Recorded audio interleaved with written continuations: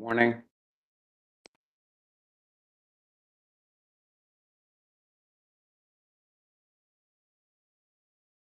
Good morning. Just testing my speaker to make sure that I could hear. Morning, Jessica. Morning.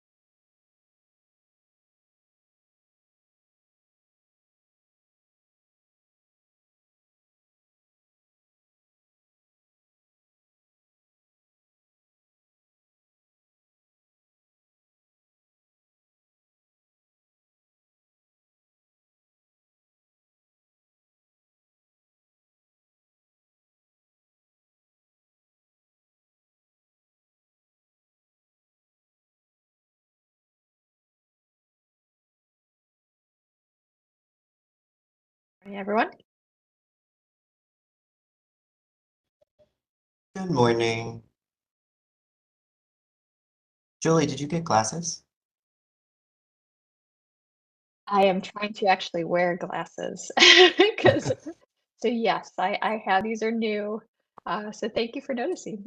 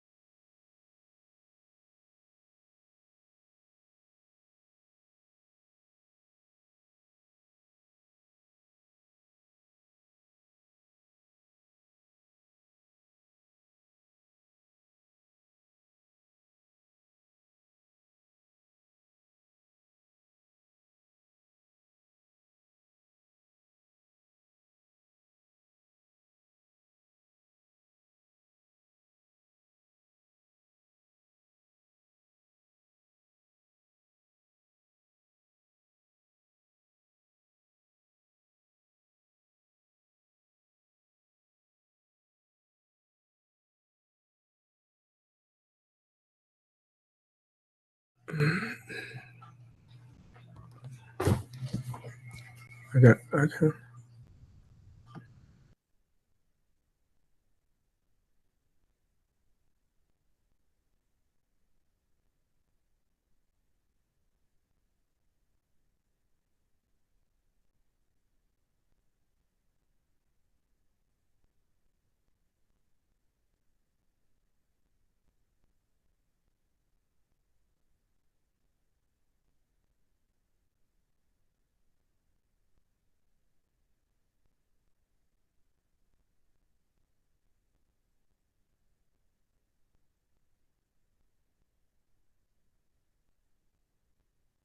Good morning. Sure, we have 9 o'clock on the dial and a quorum present. All right, well then let's begin. I'd like to welcome everyone to the Thursday, April 13th, 2023 Landmarks Commission meeting. It's nice to see everyone, even if it continues to be virtual. In compliance with notification requirements of Ohio Open Meeting Law and Section 101.021 of the Codified Ordinances of Cleveland, Ohio, 1976, notice of this meeting has been publicly posted. All boards and commissions under the purview of the City Planning Department conducts its meetings according to Robert's Rule of Order. Actions during the meeting will be taken by voice vote. Abstentions from any vote due to a conflict of interest should be stated for the record prior to taking any vote. In order to ensure that everyone participating in a meeting has the opportunity to be heard, we ask that you use the raised hand feature before asking a question or making a comment. The raised hand feature can be found in the participants panel on the desktop version and mobile version and activated by clicking the hand icon. Please wait for the chair or facilitator to recognize you and be sure to select unmute and announce yourself before you speak. When finished speaking, please lower your hand by clicking the raised hand function again and muting your microphone. We will be utilizing the chat feature to communicate with participants. The chat feature can be activated by clicking the chat button located in the bottom of the WebEx screen. Call-in users can unmute by using *6. All meeting activities are being recorded via the WebEx platform. These proceedings are being live streamed via YouTube. All requests to speak on a particular matter via our website, email, or phone number have been considered. We have also received emails from those who have been providing written comment on a particular matter. Proper channels for communications or comments are sending an email to landmarks@clevelandohio.gov email address with a comment or a letter, calling or leaving a message at 216-664-2532, or sending a letter or dropping off comments to City Hall at 601 Lakeside Avenue, Suite 519. Any and all communications with members of the body that are not communicated during a meeting of this body and/or do not follow procedures for public comments established by this body are unwelcome and will be disregarded. Mr. Brunges? Thank you, Madam Chair. Reviewing the virtual meeting rules and procedures. The chair will call each agenda item and then each applicant will be invited to proceed through their presentation. Each presentation should be completed prior to questions and comments from the commission in order to facilitate a smooth presentation. Once the presentation has concluded, the chair will ask Landmark staff to summarize design review committee recommendations and any public comments received. The deadline for public comments is noon on the Tuesday prior to any regularly scheduled Cleveland Landmarks Commission meeting. Any received comments are distributed to commission members prior to the meeting. Staff will also identify any members of the public present and scheduled to speak. Public comment is allowed at the discretion of the chair, and any individual providing public comment is permitted 2 minutes to speak to the agenda item in which they have an interest. The chair will then request a recommendation from staff. The commission will then begin deliberations and project review. Any commission member, except the chair, may make a motion at any point after an agenda item has been called.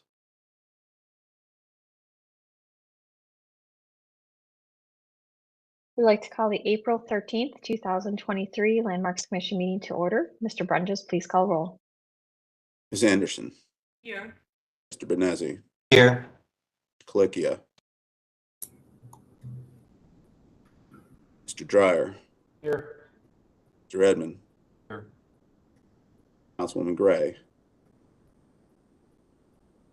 Director Wong. Mr. Strickland. Here. Mr. Tarasik. Here. Ms. Trott. Here.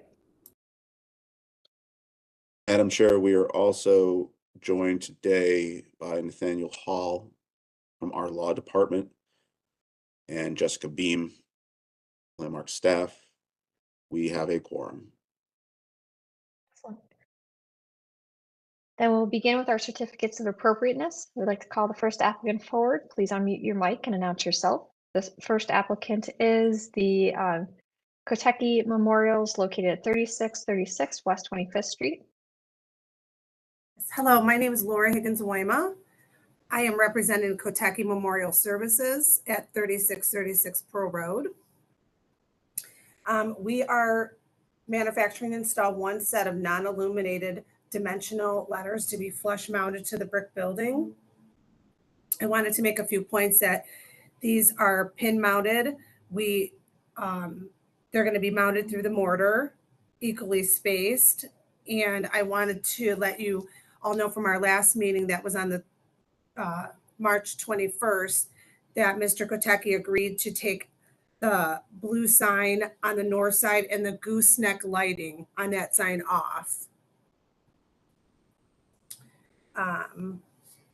The letters are white. And then I was going to introduce you all to Matt Bryson. He's sitting next to me. He is the accounts executive on this project. He also wanted to speak on the matter. Hello, everyone. As I am the midpoint between Kotecki Monuments and Brilliant Sign, if there's any additional questions, I have been in frequent contact with our customer, so you can certainly ask us both any questions that come to mind. Thank you.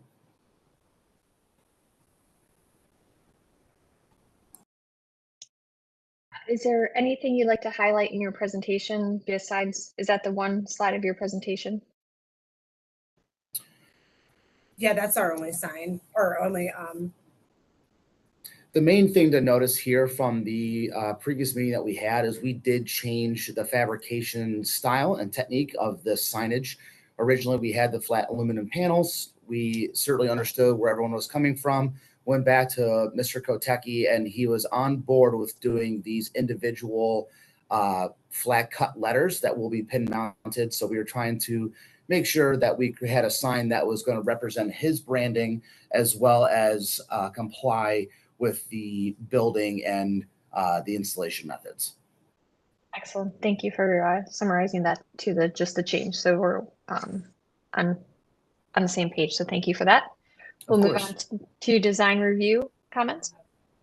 Thank you, Madam Chair. The new signage proposal was reviewed and approved by the Tremont Brooklyn Center Design Review Committee. The committee and the applicant discussed the current signage, and after this, it was discussed to remove the signage from the north side of the building, which is the current blue lettering, and then the gooseneck lighting as well, as was mentioned by the applicant. And staff report? Staff is in support of the signage as presented. It is a much better solution. It is more appropriate. And also with the removal of the north side, there are no variances needed. Normally, this would probably be something that we would approve administratively, but because there was a previous denial, we wanted to make sure it came back to the commission for the review at this time. Thank you. Thank you.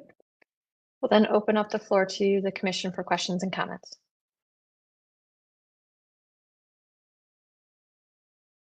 Mr. Edmond?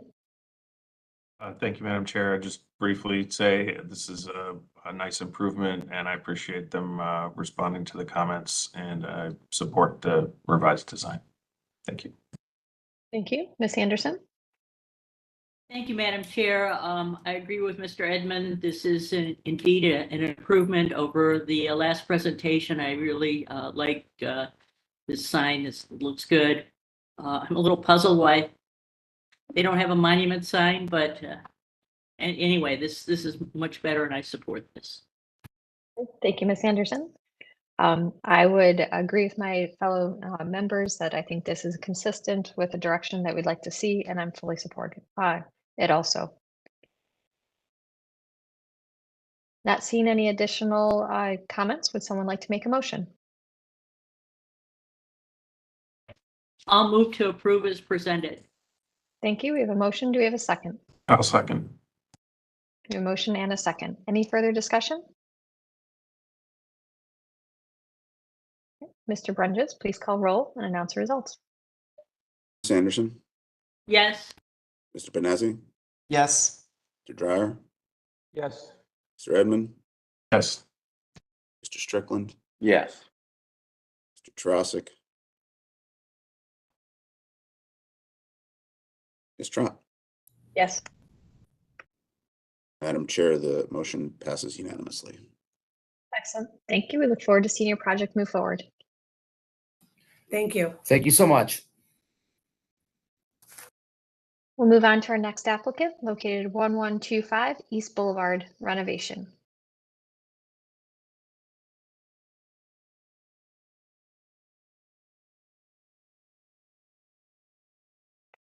Is the applicant present? Yes. All right, excellent. Welcome. If you'd like to tell us about your project, we would appreciate it. Well, I'm looking for my architect, but I'm actually doing a renovation. So Mr. Ivey, I can speak to the project if you'd like me to. I'm here. Yes, go ahead. Okay, so my name is Denver Terrence. I'm the architect supporting the project on East Boulevard, and it's a garage repair and also front porch repair. So the property it's in disarray, and so the plan is to rebuild it back to its original intent. So the garage, we are just pretty much going to build it back the way that it is, using the same color and finishes as existing in terms of the siding and also the asphalt shingle roof. And if we can click through the next slide. So this is just some existing conditions of the roof and interior area of the garage, which will be just reconstructed. There'll be a minimal amount of selective demo so that they can put back new members and move forward with renovating the garage. So there's more pictures of the garage here. Slide, please. So here we just have more pictures of the work that needs to be on the garage here. Okay, next slide, please.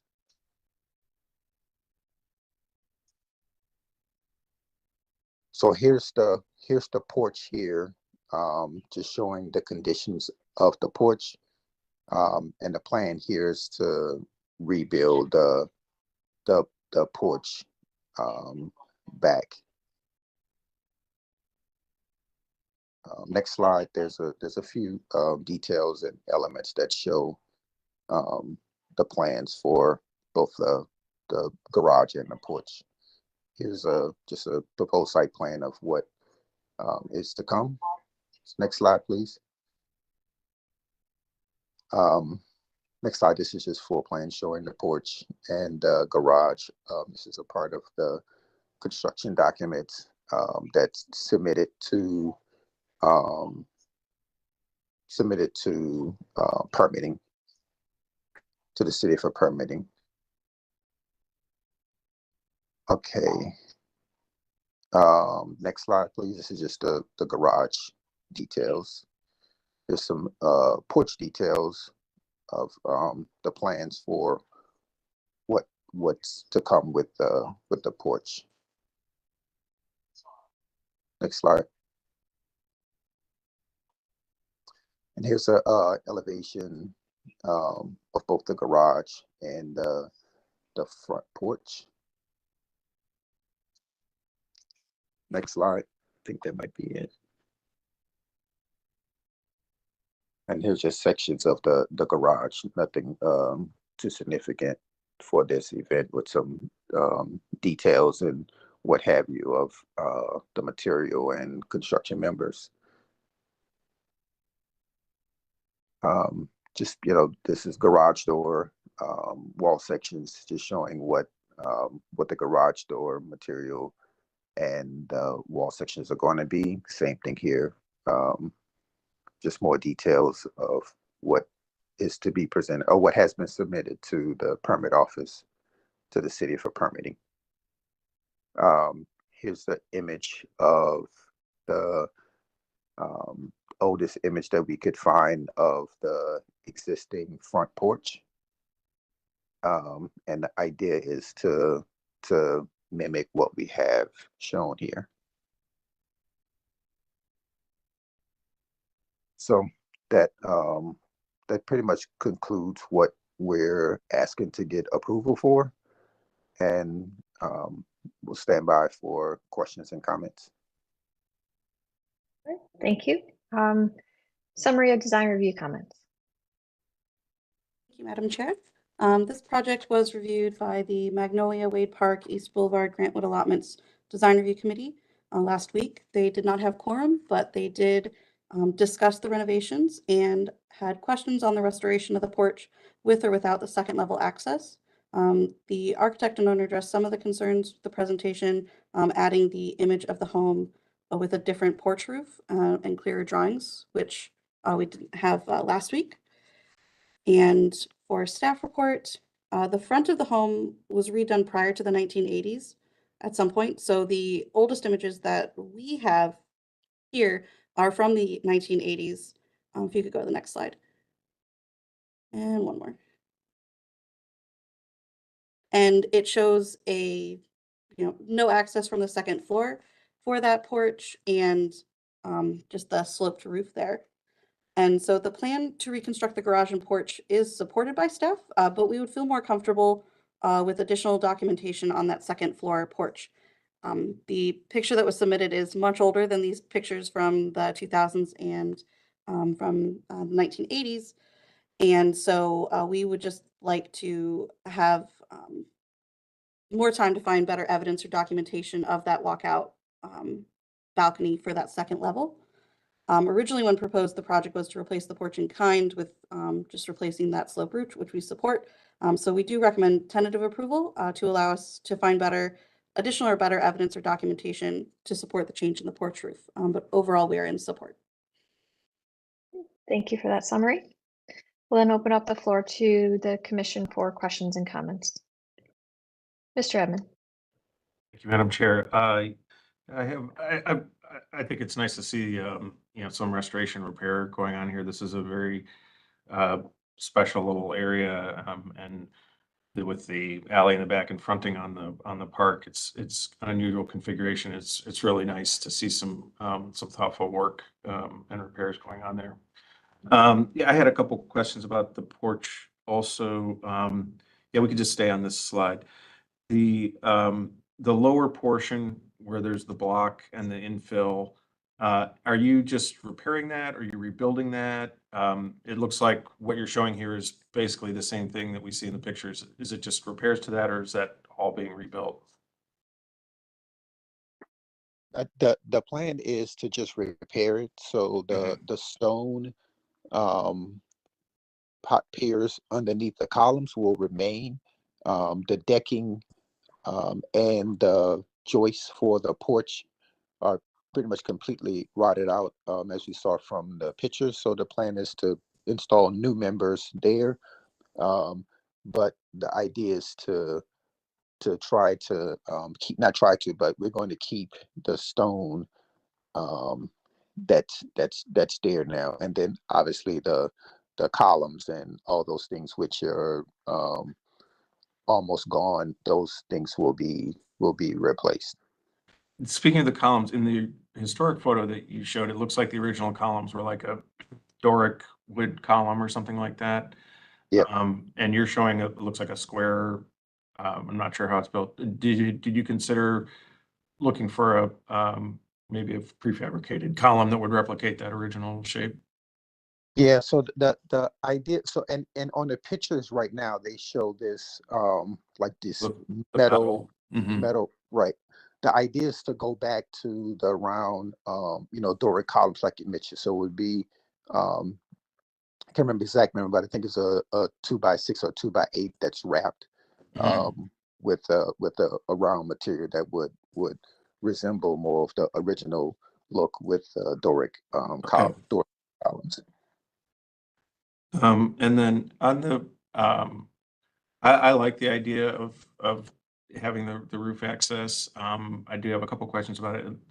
You know, your parapet there looks pretty low. You know, I think you're going to need a 42-inch fall protection of some kind on the roof if there's access there. Do you have a design for a fence or a railing or something that will provide that fall protection? So so yes, we will make sure that the height of the porch and also the roof over the porch access has the necessary heights, and it that the I guess material was siding before, and so our plan was to just use do the same thing on both the lower porch and the upper area. What are you using for the siding?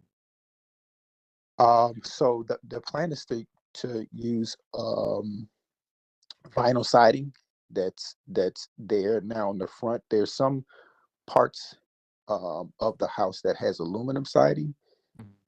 And right now we're just planning to match the vinyl siding that's there. So it's a little hard to see, and I appreciate your finding this old photograph. Obviously, the quality is what it is, but in the original, so the current configuration is not the roof access, but did the original configuration have roof access? And am I seeing a little parapet with siding around there like what you're showing? Is that what this is? So from the looks of it, it looks like the windows there. It's hard to tell whether or not it's actually a door, but there's there it looks to be like two bay windows is what it appears to be in the original. So yeah, but I'm not exactly sure. The homeowner may have more information about that, but we're trying to get back as close as possible to what appears to be here. So your understanding is that this is a sided a parapet with siding on it, and that's what you would want to replicate. Correct. I would suggest, it looks like this parapet is pretty low, like what you're showing in your elevations, I would suggest when you raise up to get your 42-inch code required fall protection, that you not just extend the siding up. I think that would be a pretty big opaque band there, but maybe you have this lower and maybe there's a metal railing or something that might be appropriate that's a little more transparent there. I like that. That definitely would if that's something that would be acceptable. I would rather that also. Okay. And then finally, what was my last question?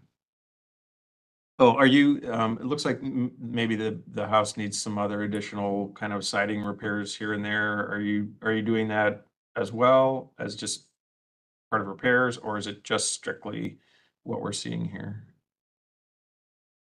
I believe that the owner is going to do other repairs, not Okay. just Yeah, like here. the turret looks, I'm sorry. needs a lot of work. Yeah.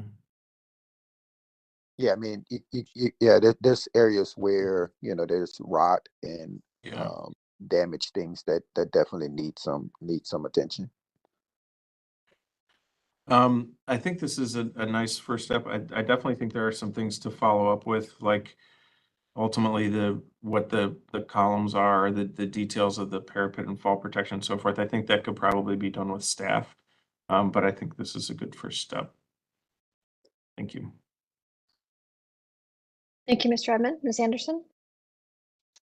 Thank you, Madam Chair. A couple of questions. Does the applicant have site control? Because when I looked at the ownership, it was in a different name, and there was a approximately a $28,000 tax arrearage on it. So I'm hopefully there's somebody interceding and paying off those taxes and turning this place around. So I'm just curious about that.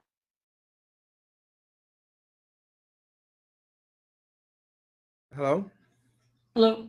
This Yes. this is Jeffrey Ivy, the owner. Yes. The property is was in a trust name. It was my grandparents' Yes. trust.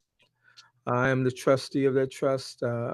Right now, the loan payment, I'm making loan payments to the county Oh, now. okay. Also, I think someone spoke of the repairs. Some of the repairs. I will be doing the turret in the front and the paint and missing any of the missing wood pieces and shingles. I will be replacing. The windows I'm replacing as well. I have the wood windows. Some of them were stolen. I subsequently found them at an antique dealer, and it's a whole big story about how they didn't get charged with anything, but had the stolen property. But that's neither here nor there. But I have wood windows on order. Not on order, but measured and ready to place an order pending, I guess, approval of whether or not to get the wood windows from Lyndhurst Lumber, or if a vinyl window will suffice, what the design review committee would want. But I think that, yeah, as far as I think what you were inquiring about having control of the site, I do at this point.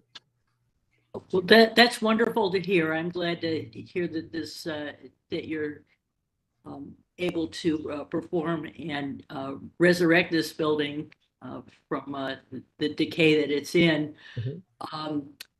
The information on the garage was very thorough, and I appreciate all the drawings and the extensive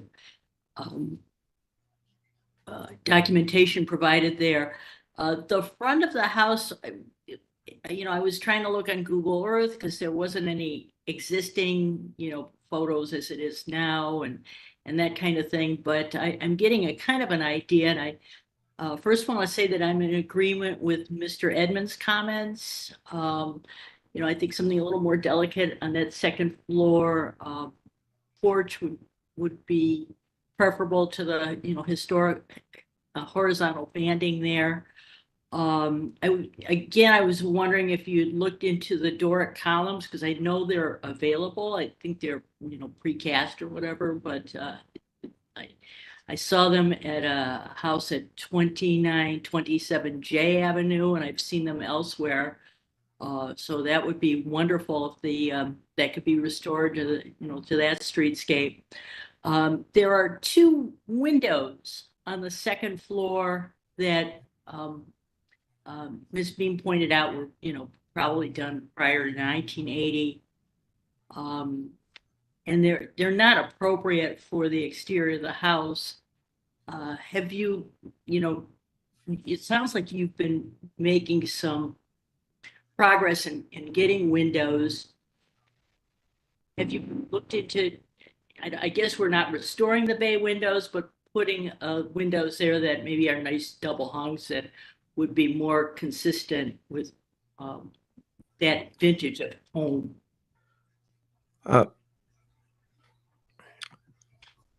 At this time, I don't want to do that, but the plan is to, yes, to put additional windows. As you can see, the windows that are there are actually 2 inoperable sliding windows that are actually facing, they're facing the same direction, so they're not even balanced in that.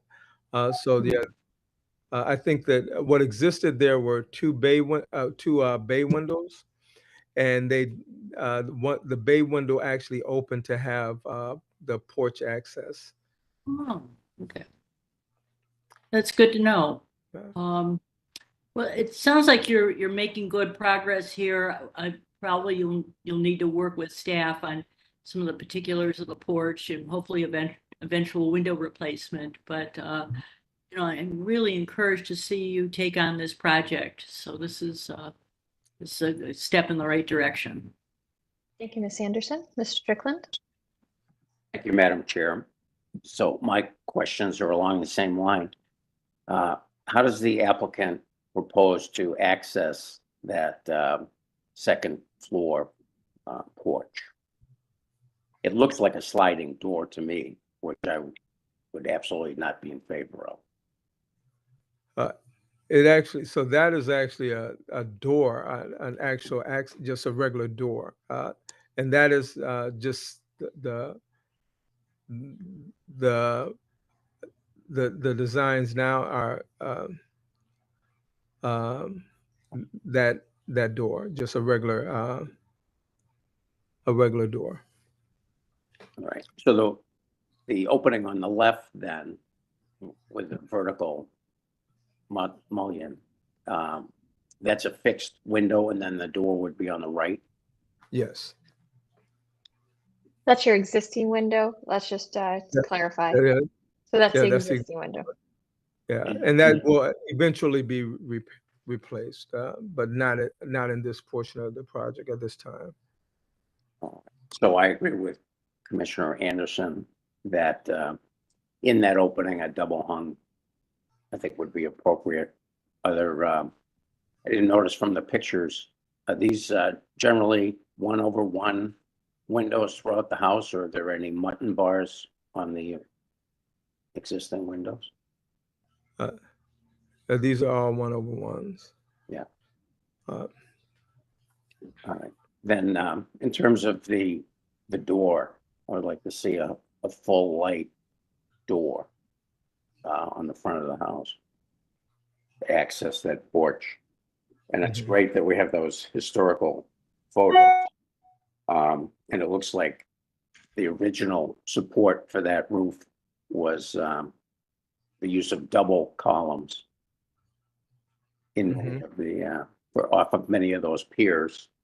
And so I would like to see those double columns come back as part of the restoration.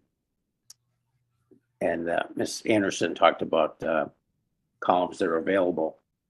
My daughter rebuilt her porch in a historic neighborhood just last year.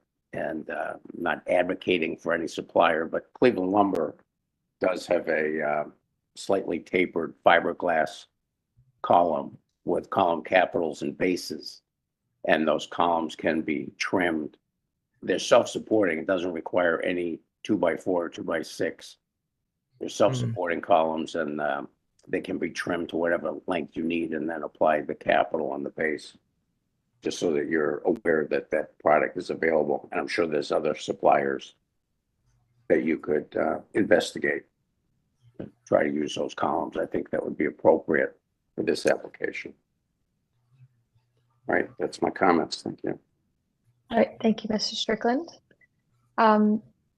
In the interest to try to move this forward, I think, and I just want to state my comments at this time. I think I'm in support of this project. I do appreciate the rebuilding of the garage and trying to bring that back to a good condition. I think the front porch, I'm in support of rebuilding it, but I do think the details and related to what solution you're going to move forward with for the rail, the guard rail portion of the porch to create a second level needs to be worked to and through with staff, along with your drawings updated to reflect those decisions. I do agree with the comment of the door if it was changed to a full light door, then it would appear to pay homage to the original approach to accessing this porch. And then finally, I think that the comments on the columns are great comments, and I would support working through those details with staff. Any other questions and comments from the commission? Would someone like to make a motion?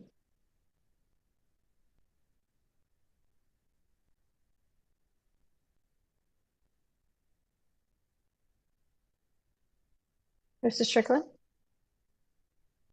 Thank you, Madam Chair. I would propose approving the application for a certificate of appropriateness with a condition that the column supporting the roof on the front porch be replicated to match the historical photo, and that the details of the parapet be revised and reviewed with staff for their approval. Okay. We have a motion on the table. Do we have a second? Mr. Dryer? Yes, I'll second. Okay, we have a motion. We have a second. Any further discussion? Mr. Edmond? Yes, thank you, Madam Chair. I think I would propose also adding a review of actual final materials with staff and details of the roof access door with staff. I would agree to add that to my motion. Mr. Dryer, do you support that? Yes. Right. Thank you. Great addition. Any further questions or comments? Okay. Mr. Brunges, please call roll and announce the results. Ms. Anderson, Yes. Mr. Benezi, Yes. Mr. Dryer, Yes. Mr. Edmond, Yes. Mr. Strickland, Yes. Ms. Trott. Yes. Madam Chair, the motion passes unanimously. Okay. Thank you. We look forward to seeing your renovation move forward. Thank you. Move on to our next applicant located 2905 J Avenue. New construction.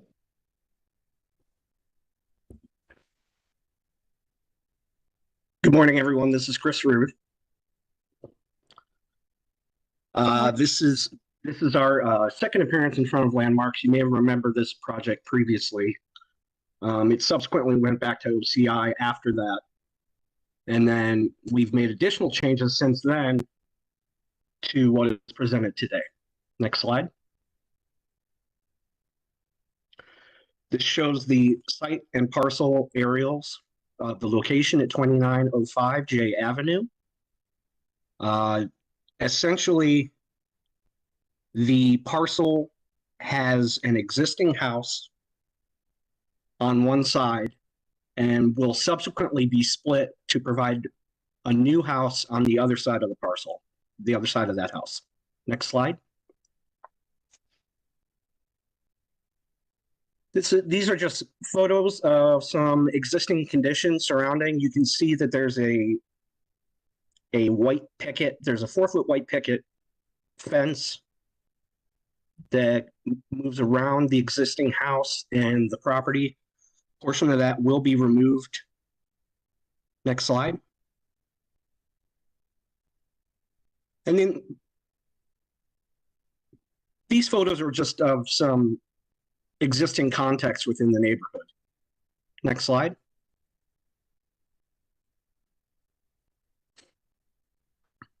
Various styles, as you can see, obviously, and in the photo on the left, you can see the turret accent on the corner. Next slide.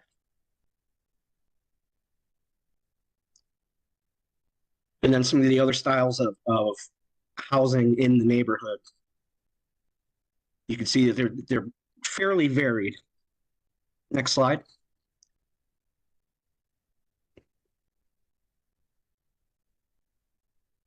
Next slide.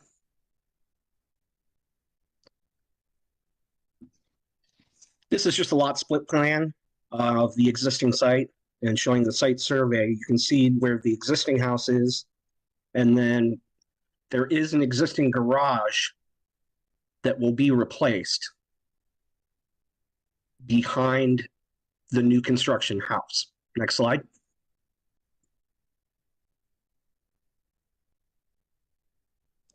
And then again, this is just a site plan showing the new 3-story residence relative to the existing residence, and then the existing garage to be replaced. The existing curb cut onto Waco Court will be maintained.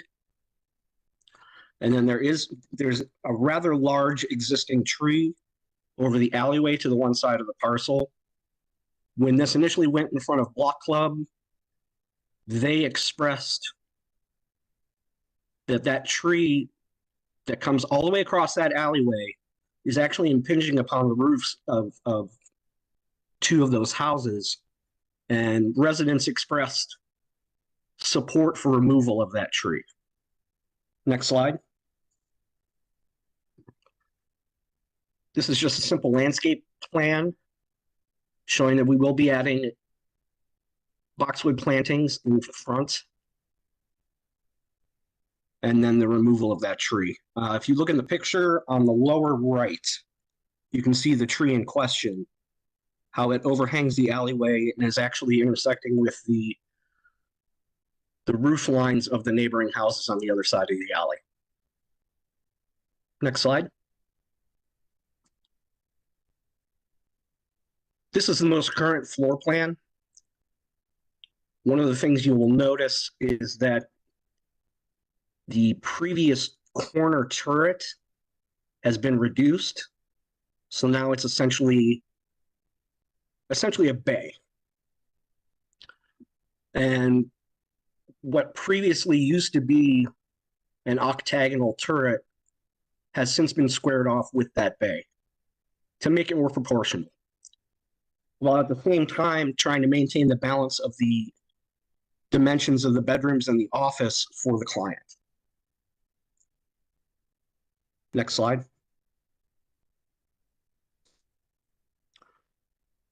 These materials are for color reference. We've got white, Nantucket gray, indigo blue with a black asphalt shingle tile, roof tile, and you can see the material palette to the right there. Now this is what was initially presented. You'll notice there it says brick, cavalry gray. That brick has subsequently been removed, which you'll see in the progression of the next few slides of elevations. Next slide. That siding will actually be a smooth hardy plank lap siding. Next slide. So these were the initial proposed elevations, the initial conceptual design. One of the concerns that was expressed at the time was the proportional scale of the turret relative to the main house, especially in the front. That it was felt that it kind of dwarfed that front elevation. And then one of the other concerns expressed from this initial presentation were the varying roof pitches and roof slopes made it too busy. And, you know, you create weird crickets and that sort of thing when you do this. Next slide. So in this iteration, this was the iteration that was previously presented to OCI. Roof planes were normalized. As you can see, we increased the proportion of the front part of the house relative to the overall front elevation. Concern was still expressed in terms of proportion between those two. And before we came back in front of you, we met with the owners and we did essentially a redesign. Next slide. So here you can see that it's quite a different front elevation. And that corner element is a bay configuration on all 3 floors. And again, on the left elevation, you can see the changes that were made there to normalize the window pattern. The other thing we added in that wasn't shown previously were the steps going up to that front porch. So you essentially have a 2-foot differential from grade up to the front porch. And then we also made design changes to the front door and the window pattern around that.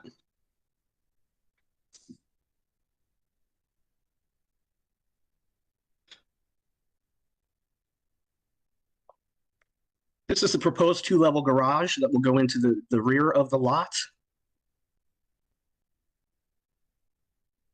As you can see, it's a garage down below and has an in-law suite above.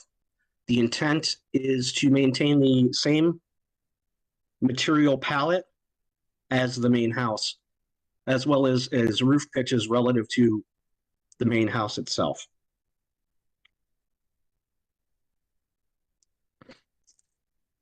One of the other things, if you could go back to the site plan.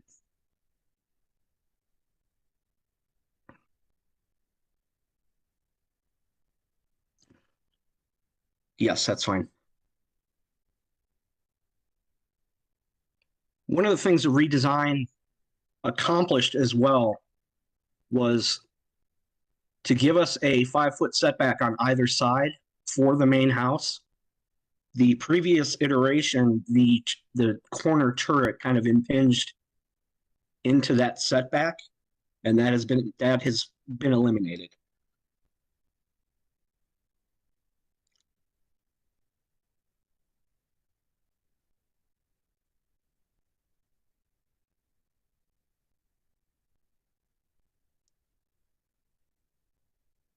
So this is essentially a list of design revisions that have been made to this point for both OCI and landmark recommendations. So the main portion of the front elevation has been expanded relative to the corner element to balance the proportionality between the main front facade and the corner element. Subsequent to that, the actual turret configuration has been reduced down to a bay configuration. The roof lines were adjusted to create consistent roof pitch between both the corner of the turret and the main house, along with the garage. Again, we maintained those roof lines and actually simplify them relative to the corner element. The initially proposed brick has been removed from the front facade. It was felt that there were too many materials and that it was getting a little bit too busy. So in an effort to make it a little bit more consistent and less suburban, I guess you could say, that front brick has been eliminated. And then we've included the proposed landscaping of the boxwoods in the front. Siding materials have been specified, and the corner configuration relative to the front house facade has been adjusted. Thank you. Thank you for the presentation. We'll move on to design review feedback. Thank you, Madam Chair. This project was reviewed by the Ohio City Design Review Committee on March 16th. The committee recommended disapproval of the project at that time based on the consistent comments given regarding the front of the home and scale of the proposed turret and other design elements, including separating the paired window and ground level porch and entrance appropriateness, and more consideration given to trim details. Thank you. Thank you for the summary. Move on to staff recommendations or report. Thank you, Madam Chair. Historically, the site has had a two-story home on that corner of West 29th Place and J Avenue. Staff is in agreement with the Design Review Committee on the comments regarding the paired windows, and the adjustments made in the presentation to raise the home up and square off the turret are improvements.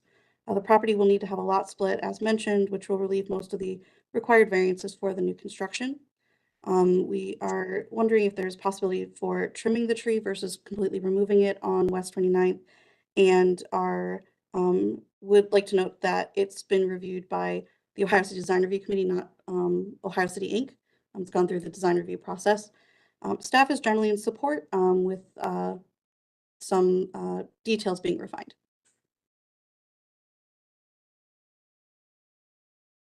All right, thank you. We will open up the floor to the commission for questions and comments.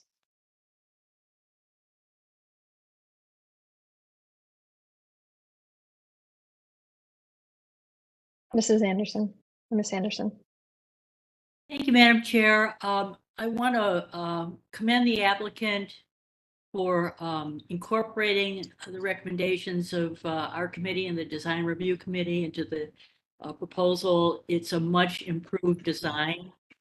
And I think that overall it's achieving its goals. I am pretty consistent with this. I think we have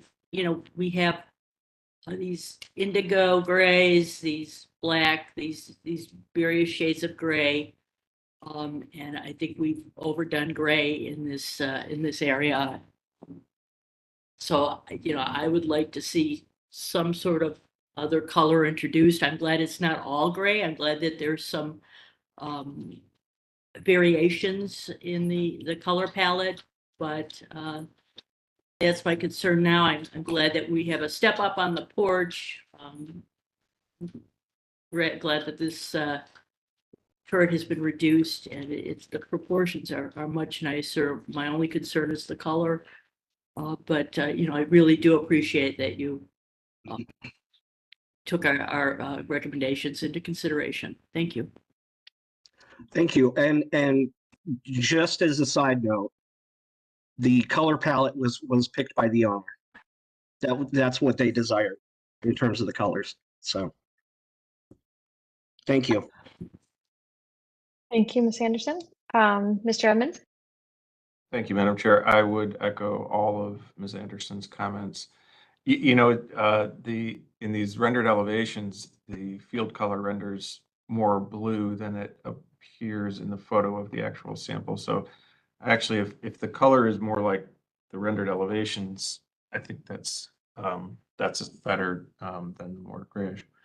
And I also want to echo the comments of, you've obviously done a lot of work and worked with the client to respond to the comments you've heard. And it's kind of come a long way. The left elevation shown here is I think is a bit of a dog's breakfast, and I think it still has a lot of carryover from that idea that a big portion of it was a turret. Whereas in fact, if I read the plans correctly, this is all in one plane. And I think that that sort of intersection of the two masses maybe could just be cleaned up. Maybe if it was one continuous vertical line, or if that vertical white trim line from the first and second stories maybe even just went away, because this really is one plane. I think there's some refinement, particularly of this elevation. But I do think it has come a long way and is much more fitting. Thank you. Thank you. Mr. Strickland? Thank you, Madam Chair. So Commissioner Edmund stole my thunder. I think that was going to exactly be my comment with regard to this left elevation. It's a carryover essentially of many of the elements that existed in the turret, even though the turret was eliminated. And I think if that was, greatly simplified and just, I would prefer just to see the horizontal siding continue right through to the corner of the front elevation. But maybe just an attempt to simplify this elevation would be quite an improvement. And on the garage, it's not shown here, but the elevation, facing the alley is just, one window, and then it's just a blank wall. I think, even though it's a garage, if one or two windows could be added in the garage elevation, and perhaps additional windows in that in-law suite, that would be an improvement, especially facing the alley. But other than that, I appreciate the applicant taking our comments and the design review committee's comments into consideration. I think this is a vast improvement. Thank you. Thank you. Thank you, Mr. Strickland. Any additional questions or comments, or would someone like to make a motion?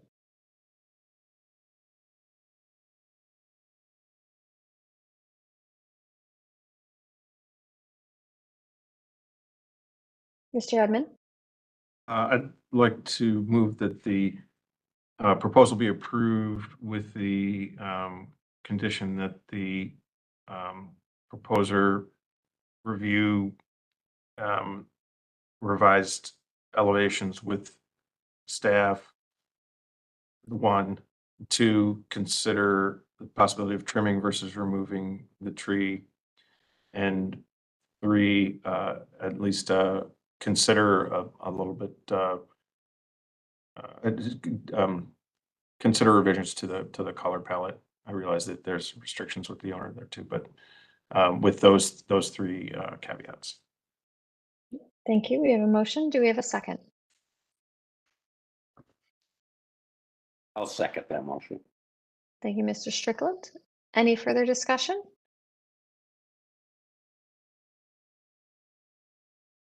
Not seeing any. Mr. Brunges, please call roll and announce results. Ms. Anderson, Yes. Mr. Benezzi, Yes. Mr. Dryer, Yes. Edmund, Yes. Councilwoman Gray. Madam Chair, I came in late, so I don't know if I should comment on this one, or should I? You could abstain from voting at this time if you wish. Should I sustain? Thank you. Mr. Strickland, Yes. Ms. Trott. Yes. Madam Chair, the motion passes with one abstention. Thank you. We look forward to seeing your project move forward. Thank you. That concludes our certificates of appropriateness. We'll move on to our concept plan review, where we'll give feedback only. We will not be voting. We'd like to welcome the first applicant, located at 5107 Lorraine Avenue, 50 West, demolition and renovation new construction. Good morning, everyone. I'm Chad Curtis from My Place Group. I'm excited to present this project to you all.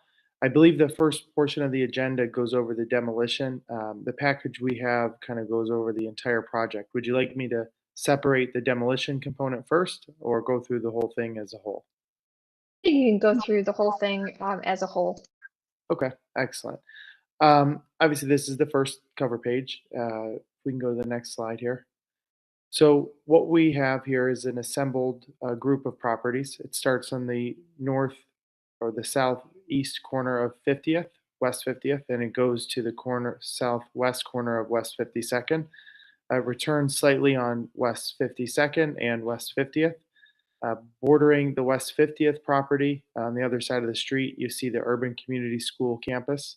On the western side of the property, you've got an industrial facility on the corner and then one that goes all the way to West 53rd.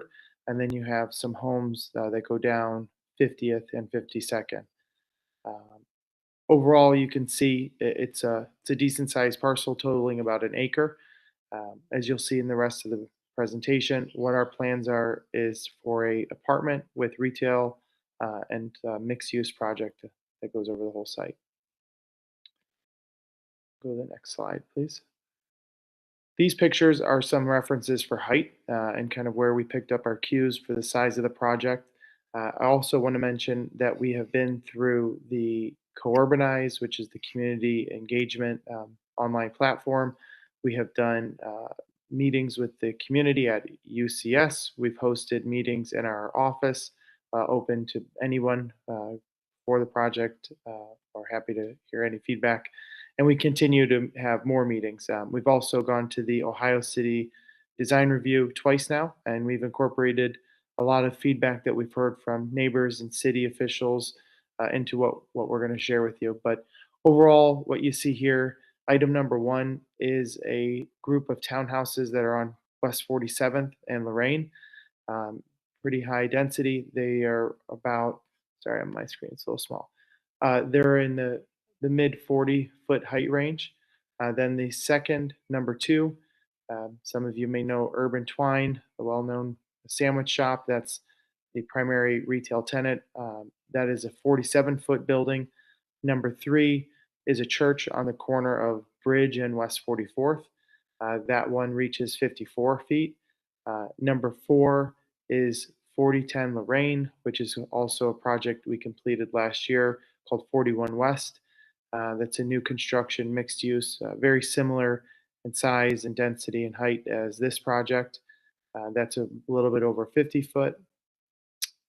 The number 5, which is actually our office building, is 3500 Lorraine. That one reaches nearly 70 feet, large office building. The number 6 is 4110 Lorraine, and that is, for lack of better words, a storage warehouse right next to the McCafferty Center on West, approximately close to West 44th. That one again reaches almost 70 feet in height. And then our example number 7 is the McCafferty Center, which is also in the lower 40-foot height range. Not included on this is a property that's directly to the west of ours on West 53rd, West 52nd. That building is in the mid 40s as well. It's not listed on this, but it's a very sizable building. And then on the UCS campus, they've got varying heights of buildings, even a sports facility that is in the 40-foot height range as well. We can go to the next slide from here. So this is in the upper left corner is the best overall shot of the site. It starts where you see those 2 buildings on the corner, which is West 50th, and goes to where you see some empty lots on the corner of West 52nd.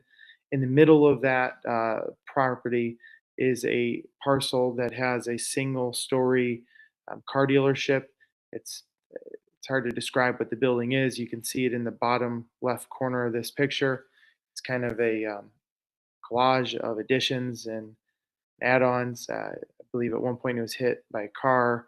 It's gone through it's had a rough life, and our project proposes to demolish that structure.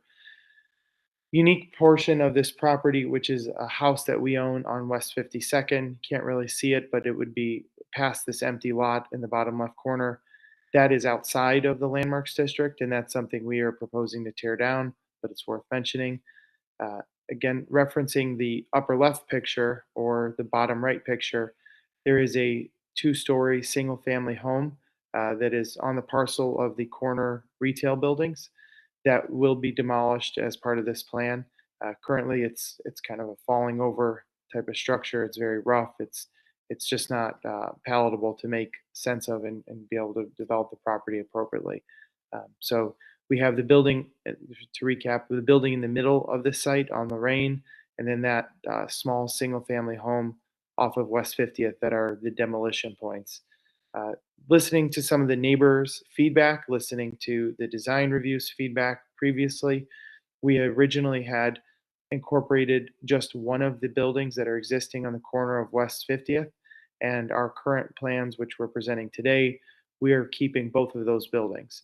So our plan will, I'll show you in a minute, but the plans will have a roof deck on top of the corner building, and we'll restore that building and revitalize the retail space that's on the ground floor. Currently, as you can kind of see in the bottom right picture, is boarded over.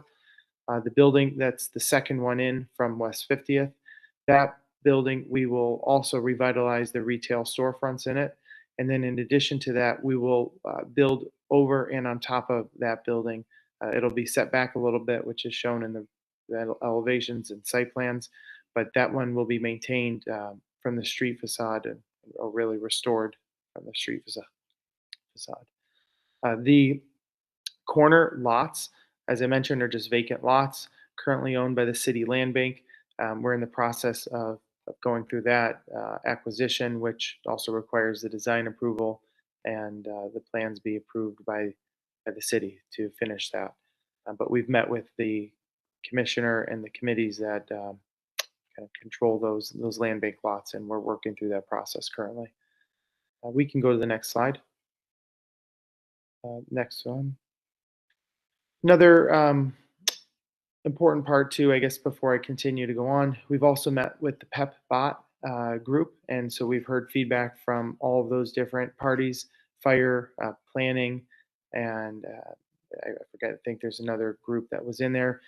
We've also, again, met with the neighbors, UCS early on, and some of the residential neighbors expressed a concern where we originally had the garage access going out onto 50th Street. Listening to everyone's feedback, we have flipped that, which is shown slightly on this picture, where it comes out on 52nd. I'll go more in detail on that when we show the parking site plan or the first floor. But overall, the landscaping plan here, currently there is no trees on Lorraine. Our plan, kind of working with the future Lorraine streetscape improvement plan, would be to either put temporary planter boxes on the sidewalks where we can have trees kind of similar to the quarter two. I think they did a really nice job putting in landscaping. Could be moved, but it's semi-permanent. Again, we don't want to put in trees that will then just have to be removed when the streetscape comes through here. Along 52nd Street, there is an actual tree lawn with trees in it. Our plan is to improve and maintain what's there currently. We would obviously work with the city's arbor department to determine the exact trees where those would go. On the West 50th side of the property, it's all sidewalk. There is no tree lawn. So we would propose to put back some grass and tree lawn there, as well as trees where they're shown in the plans as well. We do have one curb cut, so to speak, that's there. That would be for where trash is removed on the days of the week that it gets picked up for the building. But other than that, there would be no other curb cuts on that side. We can go to the next slide. This picture shows the overall site plan for the first floor.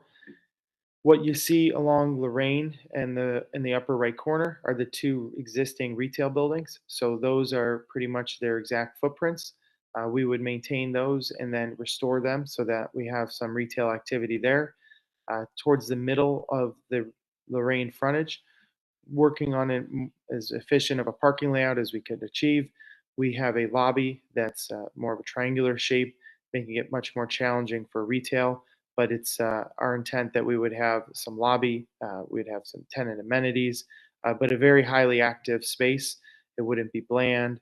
We've seen some other great examples like Waterford Bluffs and off of Lorraine and West 20th, 25th area. They've got large pictures, even the quarter two. Their lobby fronts onto Detroit, a very nice artsy type of lobby, looks like a gallery. So we would activate our lobby and space with chairs, couches, a place for people to do work from home, but a really nice area. Again, listening to some feedback from neighbors specifically, the corner of West 52nd and Lorraine, you see a small retail space. It's approximately 300 square feet. That was originally going to be an MEP room, but just listening to the neighbors' desire to have as much retail as possible in these buildings, we have proposed that as a retail space. It's a small space, so it would probably end up being a single office, maybe a to-go food restaurant, but it's very limited in size, so its uses will be limited in what they can potentially be. Again, listening to planning and neighbors, UCS, uh, we've incorporated walk-up units along West 52nd and West 50th, really trying to bring a pedestrian-friendly interaction to the building and the neighborhood. Originally, we had screening. It's an open-air parking garage, so there was open-air screening that would have been privacy, but again, listening and trying to make the project fit in and blend in and really add walkability and eyes on the street. We've put single walk-up units on the ground levels. Overall, the project has about 106 units as it currently sits. It's got 62 parking spaces. There is about 2,000 square feet of retail, and there are around 72 bike spaces for parking of bikes that we have here. We feel very comfortable with these ratios of parking. It's consistent with other projects we've done, existing apartment buildings in the neighborhood, and also really encourages the walkability and bikeability that obviously the bike plan and streetscape intend to create. We're also sitting on a very heavily trafficked bus transit corridor, so encouraging walkability for the neighborhood is something we feel very strong about. On this site too, there are some neighboring parking lots that we have started to have conversation where we could potentially use overflow parking if needed at times. We can continue on from here. This is our typical floor plan, the second floor particularly. As you see, the corner building currently has retail on the first floor and then apartments on the second floor. So we would be restoring those and putting them back in. Again, just a general blend of apartments as you go through the floor. Where it says amenity deck, again, the parking structure is open air. So that is a portion of it that is covered. This would be an area that we intend to have. One of our other buildings is a dog park on a roof. We would potentially maybe put a pool in here, pergolas, outdoor grills, just an open air space for our tenants to gather and congregate. We could go to the next slide. This is what's shown as the third floor. So here we are proposing on the existing building that is in the corner, an amenity deck as well. We think activating that rooftop really engages the street, engages our tenants to be able to be out, and the views from there look downtown, tremendous. Over top of the existing building that's second in from the corner, we would be putting in a club room, a community area for tenants to work, congregate, have private events. That would also then flow out onto that amenity deck. As you can see in this elevation or this site plan, it's set back off of the street facade of the existing building, kind of giving a break so that it doesn't just go straight up over it. Again, wrapping down the corridors is our typical floor plans of 1 bedrooms, 2 bedrooms. We can go to the next slide from here. On the fourth floor, the deck is obviously not there anymore. The community room is actually proposed to be a 2-story room, so it would have some upper area inside of that. You'll see in the renderings, there's some glass facade that opens up and starts to look out downtown and just down the street as well. Also, Listening to some of the feedback from neighbors, planning, the Ohio City design review, we have set the building back on the 4th floor. So we've pulled that back where you see that return on the 4th floor, allowing a relief up there, giving a nice porch balcony setup for those tenants on the 4th floor, helping with the overall project. We can go to the next slide. We can go to the next one from here too. So the north elevation would be looking south. This faces north. As you can see, starting from the left, we've got the existing buildings.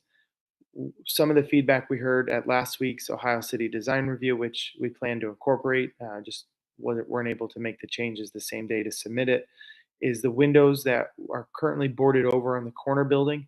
We had originally shown being dropped down all the way to the ground. We were going to incorporate more of that historic transom on the bottom of those windows to give it a similar look to the rest of the building of what's new and what's existing in the second building. Again, the second building, we plan to restore all the boarded over windows. Those two buildings have been in this condition for over 20 years. Buildings have actually been for sale for over 20 years, and it has not, no one's purchased it or restored it in that time period. Listening to feedback again, above the corner building where we have that community deck, those are glass railings. Our plan originally showed metal. Those are glass so that they don't interfere. Also listening to some of the feedback we've heard last week, we plan to make those railings black so they blend in a bit. What you see above that community deck is actually brick. The rendering just shows a dark shadow. Listening to feedback from the design review there, we were able to flip a stair tower that was giving that brick wall a solid wall and putting in windows. We've got a unit now on each floor, the 3rd and 4th, that look out onto that. So it really activates the space. It opens up that brick wall. Again, as you can tell or sort of tell from this picture, the upper floors over the existing building and the new building along Lorraine step back.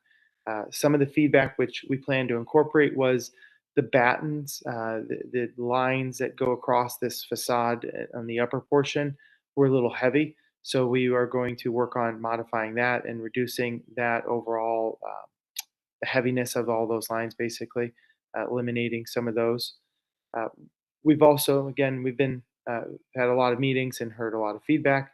We've changed the brick color and the significant color of the overall building from gray. We heard even in I think the last presentation, the grays are not desired, and I'm with you on that. I think more traditional brick appearance flows better with the neighborhood and is more timeless.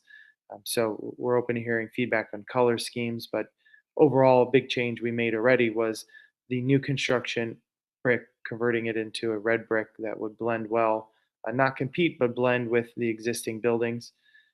Also, listening to feedback too, here we have broken up the facade. So you have on the new portion, the brick coming from the second building, and then it breaks up into a different type of material, hardy panels and brick on the ground level there. And then it goes back to brick, kind of giving an idea of what you see down Lorraine, where there aren't just long block-like buildings. There are breakups of different buildings, different facade types, different visual appearances. So that's kind of what's going on there. Again, you see in the white section up on the 4th floor, we've got some pergolas that would be off of the roof decks of those units. As you look at the east elevation, this is actually 52nd Street. So you're facing 52nd, looking east. So this is where the garage entrance comes, and that's what you see that the darker black area is. The walk-up units are what you start to see. It's a one-dimensional picture, but it's also showing some of the Lorraine facade as well. Towards the right is the 52nd, so it's kind of hard to get, but you see the corner in the image, kind of almost a quarter in from the left. Again, breaking up right there, thank you. Breaking up the materials. You've got the brick that returns on Lorraine, brings it in to the middle of the building, and we change materials there to a hardy panel and siding. And then again, you have the brick continuing down 52nd and wrapping the buildings. We could go to the next slide. The south elevation is if you are standing in the middle of the block, so to speak, to the south. The larger building you see right here on the right is a church. And then again, you can kind of tell in this picture, there is the amenity deck on the second floor above the parking structure. That you can tell slightly from this picture if you zoom in. There is planters and there are dividers giving privacy. That was some feedback we heard from the design review, was to work on making that active space a little bit more private to the building and private to the neighbors. So that's what you're seeing here. Another thing I want to mention is on the bottom left of the picture, you see a green wall. Really what that's representing is an open air part of the garage. We wanted to not just have a brick wall. You know, we've seen some buildings, newer construction, that have a similar open air parking garage off of 32nd in Detroit, where they just put a brick wall, which really is uninviting. So we would potentially put artwork or green, but those would be a design that we'll determine later, but that's what that's showing. On the west elevation, this is the 50th view perspective. So our back would be to UCS right now, and we're looking at this again, kind of starting from the right, returning from Lorraine. You see, again, those windows were in this current vision, they're dropping all the way down. We would be putting some transom below to give it more of a historic feel. The long window door that goes down in the middle of that corner building is a doorway we would be putting in. That one would naturally be mostly glass, so that does need to go to the ground. And then to the left of that is a window that we would restore that's currently closed over. Again, just trying to break up the building, having some flow with it down the street. That's what you see in this picture. Another also view on the upper right is the community room and then the rooftop deck. We could go to the next elevation. This is a great picture, I feel, kind of shows the building, shows some of the setbacks so you can see it more of how it moves in and out, up and down along the street. Really excited. Currently this entire block is blighted and vacant. The block directly across the street has only one business, Sense Pizza. We really commend them for taking a step and helping improve this area. They opened up last summer and have been doing terrific.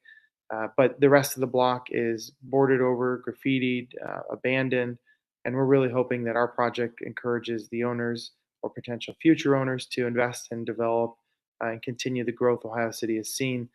But we know that adding the density, adding the small amount of retail, really revitalizing the retail that's existing will help encourage that. We've also heard from business owners in this area. They're excited for it. Believe it or not, we even had someone reach out for the retail space potentially already. So it's exciting and encouraging to see that the community is excited for this. We could go to the next slide. Again, this is a view if you were looking at the corner of West 52nd and Lorraine. Again, as I mentioned, the batten, the lines that are proposed on the upper portion of the building, we plan to reduce. Some of the feedback we received at the design review last time was maybe going to a lap siding up there, something we're open to, but just removing the grid pattern so it's not as heavy of a look. Another comment we're open to hearing your feedback on was almost all of these units we plan to install balconies. We've seen this on other buildings throughout the neighborhood, but really wanted to get eyes on the street, wanted to get more interactiveness. Our tenants in our existing buildings in the neighborhood really enjoy that. We love seeing people engaged on the ground level from the building as well. So we're open to that. We've done Juliet balconies on the 41 West building where they don't stick out, but I think these are really nice and add a nice context to the building.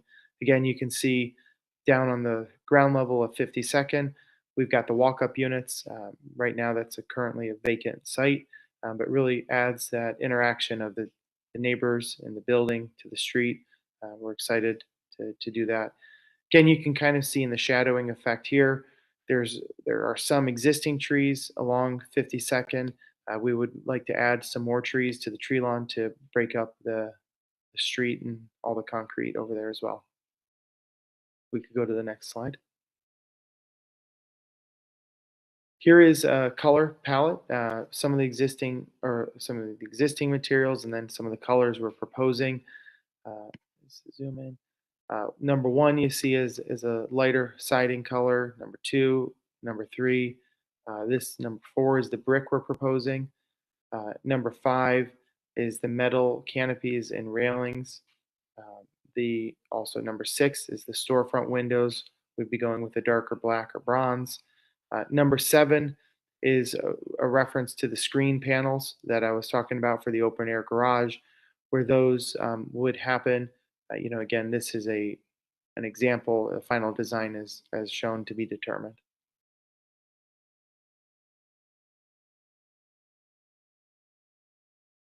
We could go to the next section here. As part of this presentation, I know we needed to show some details of the cornices. That's what this gets into, just some of the wall sections. I can let the architects answer these ones. We could go to the next section. Same thing here. We could go to this. For context too, this, unfortunately, this street has gone through a tough period of time, and this was a collection of demolished buildings in the immediate section of Lorraine that have succumbed to the time and weather and age of the buildings. A lot of these properties are in the 100 to almost some 200 years old age. So even our second building that we originally were going to tear down, it was noted even when we had a site visit 2 weeks ago, it's bowing and its structure is going to need a lot of repair. But some of these other ones were past repair. Unfortunately, even if you look at, I think it's the middle of the left, kind of a cute building that used to be on the corner of 52nd and Lorraine, where the grass lots are currently. I think it was cute, but unfortunately it's gone. I just wanted to show those context of the pictures. We can go to the next slide. And that's all I have for this project. Happy to hear some feedback and go from there. And I'm going to be taking notes, and so if I'm looking down, I'm listening and taking notes. I apologize. Thank you. Thank you for the presentation. We'll move on to design review comments. Thank you, Madam Chair. This project was reviewed twice conceptually by the Ohio City Design Review Committee. The committee noted appreciation for saving both brick buildings on West 50th and Lorraine. They did have quite a few comments, and so the comments included some of the ones which were mentioned in the presentation. Questions on the balconies along Lorraine not looking fully integrated, concerns on the amount of cement board panels and board and batten seams, comments on the appropriate storefronts on the historic buildings with appropriate bulkheads being replaced, comments on the West 52nd elevation being slightly busy, exploring color for the cement panel areas, not Cleveland sky gray, more masonry incorporated into the design along Lorraine, possibly all masonry along Lorraine. And they also noted attention needed on details such as the window lintels extending beyond the edge of the windows to mimic historic construction. Thank you. And staff comments, or public comment, I'm sorry. We do have Nate Lull here from Ohio City Inc. I'm not sure if you would like to state the OCI comments, or I can reiterate those. Good morning, Madam Chair, members of the board. Nate Lull, Ohio City Incorporated. We sent a letter in as well with the co-urbanized comments that were left. I believe a lot of the names I'm seeing on this slide are some of the same names that we saw post on co-urbanize. Co-urbanize is our community engagement tool that we use for projects in Ohio City, if you're not familiar with that. This project was seen at the February 21st Ohio City Community Meeting. Both projects were posted to the Corbinized site on February 22nd of 2023. The developer, I think, has attended a One Block Club meeting, and they also hosted a public meeting at their office on March 15th. Additionally, OCI hosted a meeting with the Councilman McCormick on April 6, 2023 from the nearest neighbors of the project to listen to their concerns and desires out of the project. Just to quickly summarize some of those concerns, there was concern about increase in traffic on both projects from the West 50 project and the West 45th project. Also, the lack of one-to-one parking was a big a point raised by a lot of residents. And as well, the height of the buildings as they step towards two-family and residential districts was consistently raised as a concern. Some of the more positive feedback that's been posted to Corbinize has been supportive of the reuse of the historic buildings, new retail and housing options on Lorraine Avenue. I believe that the My Place team is committed to doing more community engagement meetings in the future, which will get up posted to Corbinize so that everybody's aware of those as they come about. So thank you. Thank you. I'll also add in, we received numerous letters for this project and also the one that we'll be seeing next at 45 West. The comments received prior to the Ohio City Design Review meetings as well as prior to this meeting. Some comments were directed to both projects, some were specific to one. And so summarizing the projects, the comments for this particular project include traffic concerns along Lorraine with access to and from the new building on West 52nd Street, safety concerns along Lorraine with traffic and pedestrians, comments on the scale of the buildings as oversized or overpowering for the site, comments on the varying comments on uniformity in design and the similarity in design to the 45 West project, and also comments on support for growth in the area, storefronts, and positive comments on the hidden parking. As a note, the project was also, as noted, reviewed by the PetBot committee, which noted permit needs and possible fire code challenges and speaking with the fire department regarding that. Thank you. And any additional staff report? Thank you, Madam Chair. This is our context, as we noted before. We have talked to the demolition of the building. This particular building has had multiple addresses over the years. I've found at least 4 in various years, so doing research has been interesting. There may be a 5th. I just have to check on that still, but this dates to at least 1877, portions of it. There's been additions. I've not been able to do a full history on it. However, from 1881 to about 1909, it was the residence and business of a Hermann Durschlag who had made boots and shoes. And then after that, it was a watch shop for a number of years. As noted, it was previously most recently a car dealership, auto repair. Some of these pictures, the one on the bottom left is actually from 2 years ago where they had a fire and one of the additions was destroyed. And it had been subsequently removed prior to a permit. So staff approved that 2 years ago. For information only, I believe that this property sits just outside the historic district, and you can see it is visibly leaning. I don't know how it's gotten this far this long, but it's impressive. We believe that this may be of a similar vintage originally and could have been a barn that was converted into a house around the turn of the 20th century. It'd just be interesting to find that, but yeah, it is visibly falling. History of this, the project is being reviewed by zoning staff for any variances needed. The site is partially located within the Lorraine Avenue Historic District, and most of the site is located in a local retail zoned area, with the exception of a portion along West 52nd. Historically, the site has had 1 to 3-story buildings along Lorraine Avenue and single-family homes along West 50th and West 52nd.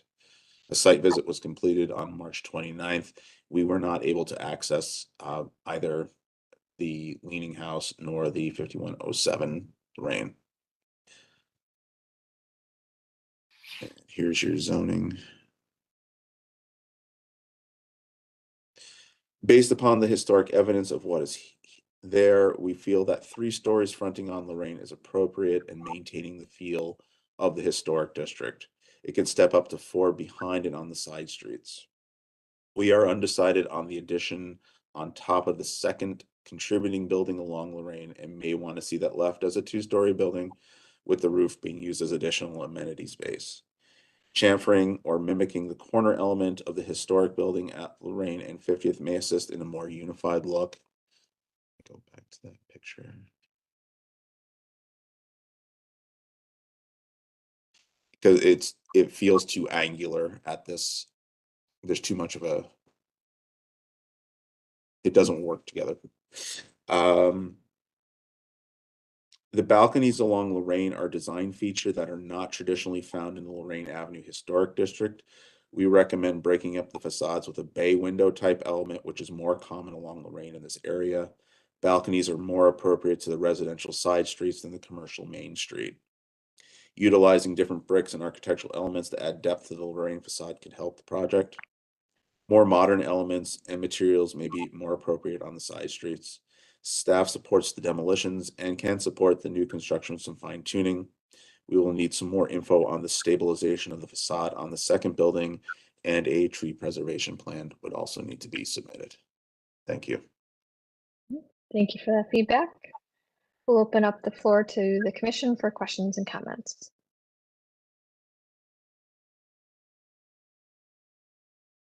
I'll start off. I would say I'm aligned with staff's comments. I think I'm struggling with the 4-story portion that is currently fronting on Lorraine Avenue, along with the pergola that is taking the one central area up to 4 stories. I would support it with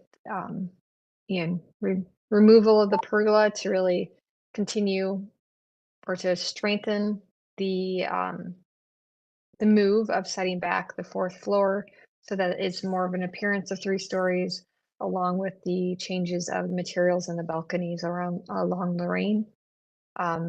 Overall, I appreciate trying to address the parking, but do think additional community meetings to address additional concerns on the parking would be warranted. Mr. Benezzi, your feedback? Thank you, Madam Chair. I'm going to start with a few positives and then I'll go into critiques because that's what we're taught in school to make people feel better. Particularly one is like, I very much appreciate the attention to like bike storage and other modes of transportation, and that people don't just get around by cars. Particularly my roommate and my boyfriend have both walked or biked to work for the last 3 years. The second point is in that retail space, this is a total aside, but I'm really thinking of the storefront for arts and architecture in Soho when I see that little triangle. And I would love if you could get a client that would be like that type of, it's like perfect. It matches the use type exactly. It's one of my favorite little moments. Like when you're walking down the street and suddenly you're like, oh, it's a little wedge gallery. I can see some cool local art. Anyway, those are my positives. Also, because you're across the street from Sense. So I knew this site immediately. Like, you are right though, in that kind of, when you start to go down Lorraine, it's a continuing of polling the density and the activity for the city, which I think is a really positive thing to kind of revitalize these urban cores that we have. They've been greatly underutilized. Particularly, on your north facade, I'd agree with the chair in that the white element, I guess. Yes, perfect. In many ways, this kind of breaking up of the facade on the north with the white is actually to your detriment because there's this really nice uniformity of brick and kind of classical stacked, 3-story, nice composition. And then it's broken up. And in a way, I kind of just want to feel like the 4th floor is a volume that is sitting behind this kind of 3-story structure. It particularly just hurts because it doesn't touch the ground, right? If the white touched the ground, which I don't think any of us would be in favor of, then it would make sense compositionally. But in this way, just kind of broken up and floating up there, I think it's hurting what would be a really strong, nice brick, clearly organized design. And that was like my first major thing. And I would like to thank Carl for pointing out about the wedge corner, because I didn't really notice it in elevation, but especially in 3D when you see the juxtaposition of this kind of like chamfered corner with the really sharp angular one behind. I think that might be something you want to reconsider.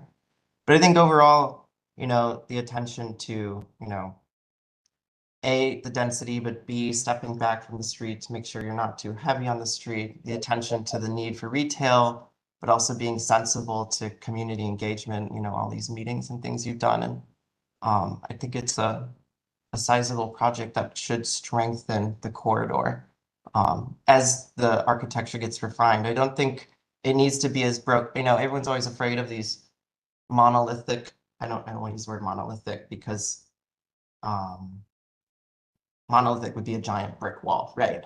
Like it's still articulated, but it's continuous. And I think in that way you can kind of simplify the volumes in a way in the fenestration so that they feel like continuous volumes that are clustered instead of being so broken up. And I think that might actually help it feel like a proper thing rather than a collection of ideas. So it's a little of everything, but I'll stop myself before I keep going. Thank you, Madam Chair. Thank you, Mr. Benezzi. Director Wong.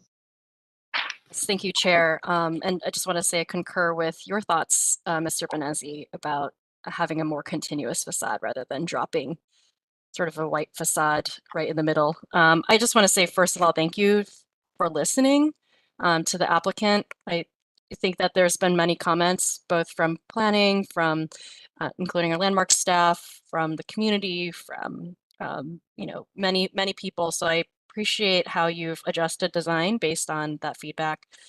Overall, I think conceptually, this type of middle intensity, I would say, and housing fits with the mayor's vision for the 15-minute cities, especially along this really important transportation corridor, which will have multiple modes, whether it's walking, biking.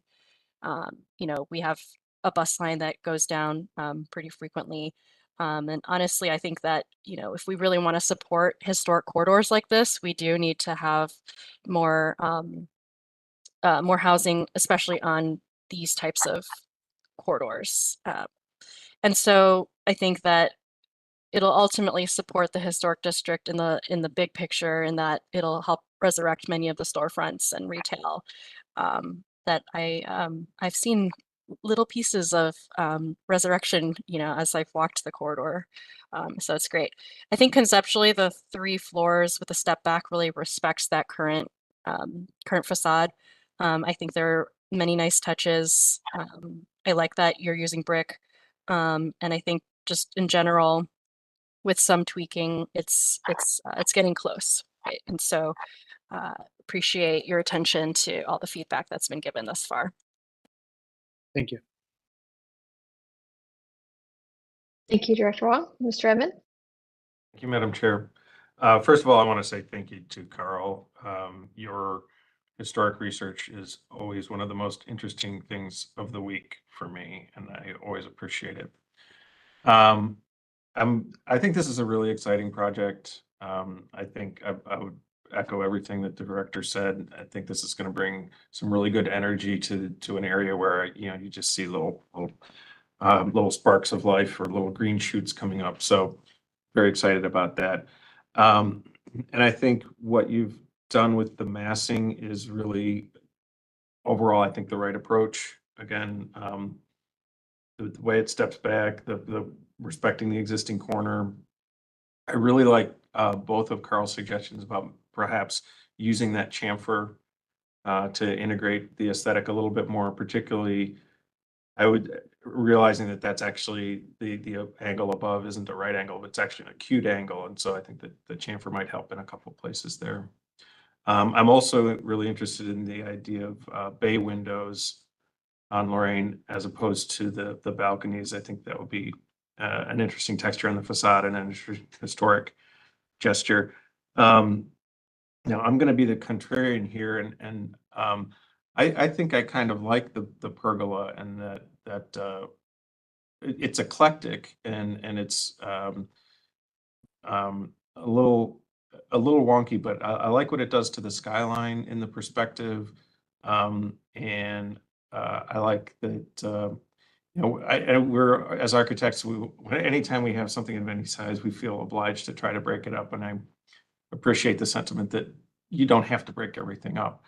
But I kind of do like the eclectic feel that this gives us, and the view, kind of the perspective view. I like it better in perspective than I do in elevation. I think you should study a more unified facade along there, and some maybe more unified cornice lines and so forth. But I don't have an objection to it the way it is. I'm also in the let's not make everything gray camp. However, in this case, the way it's set back, I think it helps differentiate the front facade from the setback facade. And so I like the gray in this case. And also I would not extend the lintels on the new portion. They're not really lintels, and it's just a little bit cleaner, modern. Having that broader head of the acknowledgement of the historic lintels is appropriate, but I would just keep it clean. And I like the way you've grouped and treated the windows, so I wouldn't really change that. But I do think it's worth studying on that north elevation, maybe a more unified storefront. So those are my comments, but I'm really excited about this project. Thank you. Thank you, Mr. Edmond. Ms. Anderson? Thank you, Madam Chair. I first want to compliment the applicant on making such a thorough presentation. I think we really got really nice information on the details of this project. And I really appreciate incorporating the red brick as opposed to the gray brick. I'm glad you're able to utilize the buildings in the corner of 50th and Lorraine as part of the project. I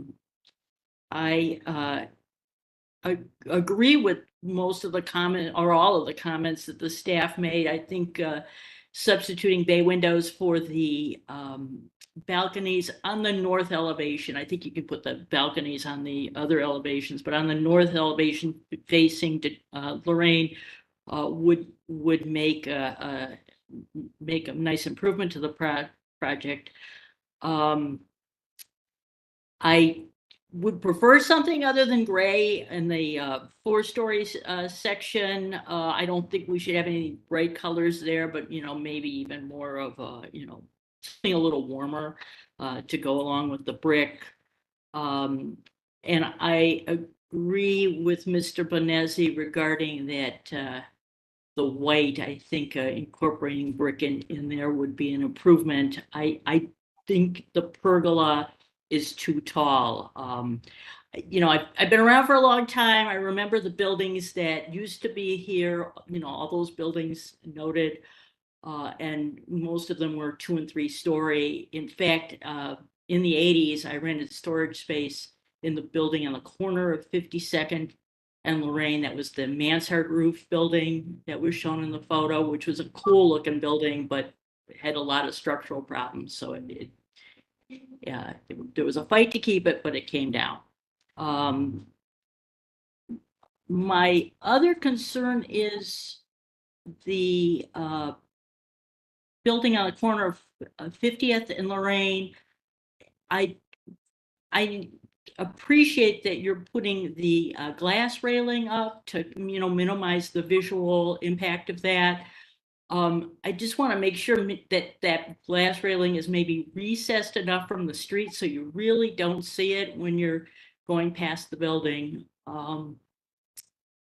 you know, I think it could like distract from the simplicity and the you know, historic look of that building.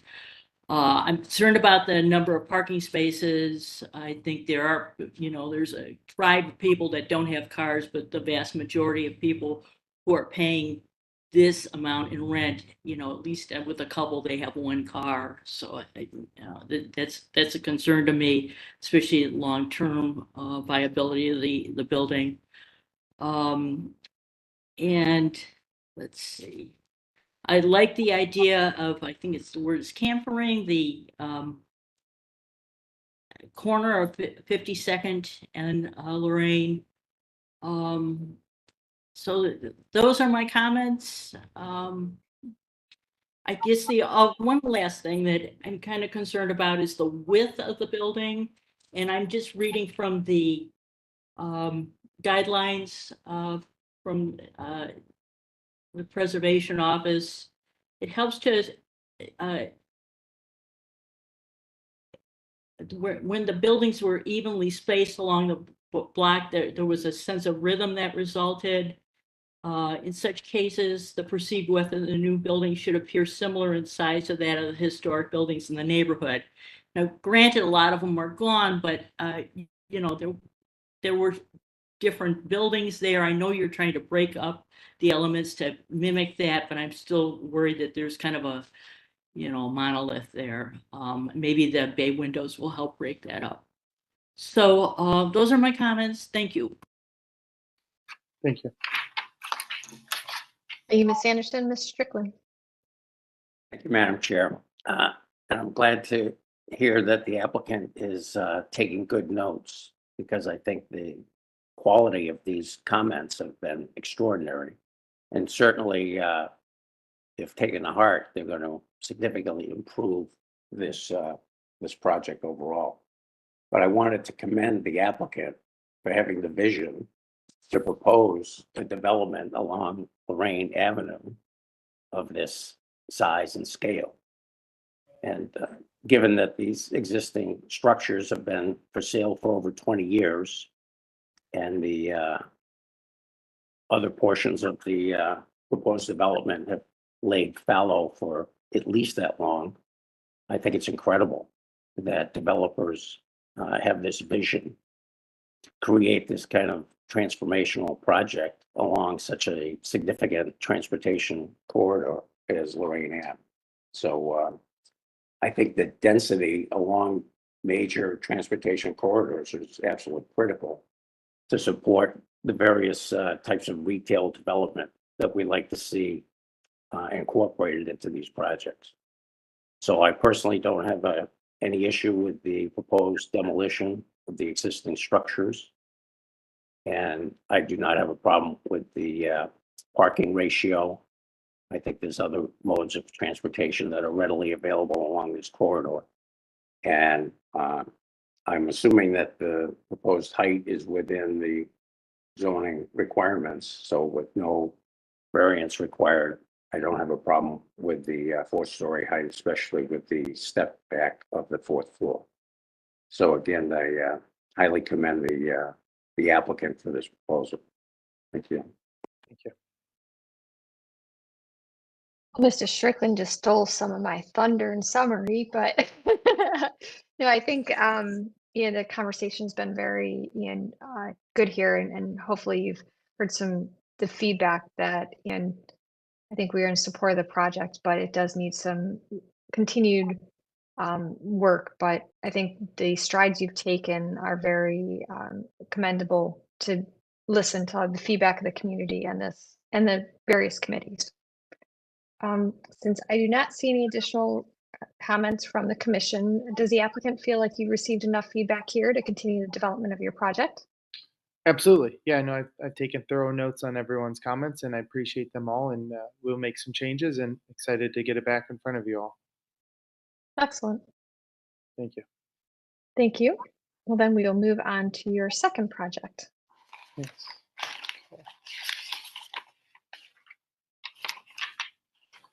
Okay. Again, thank you, everyone. I appreciate your time this morning. So this project, we've gone through the same process with neighborhood engagement. This one, we've met with the Block Club. We plan to continue to meet with the Block Club. We've also done the community meeting at UCS in February. We hosted a meeting at our office in March.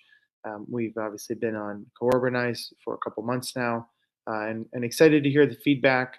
Really feel that by engaging the neighbors, we've been able to improve this project. Listening again to the Ohio City Design Review, we've been fortunate to hear their feedback to this point, and I think we've made some good strides in incorporating those. I guess overall, this one is a much more unique site in its shape, but I feel that it fits in very well with the context of the neighborhood. It blends well with what's happening up and down Lorraine as you go from West 25th all the way past to 65th. The buildings around it have similar height. The townhouses on 47th, which are referenced in another slide we'll show you that we've shown on the last project, those are of similar height and context that return equally as far back. What's important to note about 45th, 44th, the 47th, and generally all of these surrounding blocks, you have a complete mixture of uses going back to Bridge as well. You've got industrial, you have retail, you have next to our property, you have a car dealership on 45th. Additionally, on 45th, you have a auto body shop abutting our property. To the north of our property, we have a tool rental facility. And again, there's obviously single families and multifamily homes throughout this whole area. The 41 West project we did down the street also is a very good example of how you can integrate a mixed-use building into the neighborhood that backs up to single-family homes, as do the 47th townhouses. They butt within several feet of single-family homes, much closer than what we're doing on ours or what we're proposing here. Also, wanted to bring up, that this building has, and the neighborhood has the same mixes throughout. You have current and former retail uses on the site. It was formerly used as a funeral home historically. It most recently was used as a daycare. It's in a commercial zoning area. It also blends into a residential zoning. So it's a mishmash of uses that are allowed. Overall, we have a massive parking lot. Parking obviously is a conversation neighbors we've heard here. The 44th Street is a one-way feeder to the highway, so there is significant traffic. I've prior to this presentation and over the years, I paid heavy attention to that street. It does get busy at times, but at times it's very limited traffic. I think you see the peak at rush hour. You see it a little bit in the morning of people leaving to go to work in the suburbs. But overall, it's something that the city, I believe, is well aware of. When we've looked at the different reports that the city has put together for the future streetscape, there are traffic timing adjustments that they have proposed in some of their plans.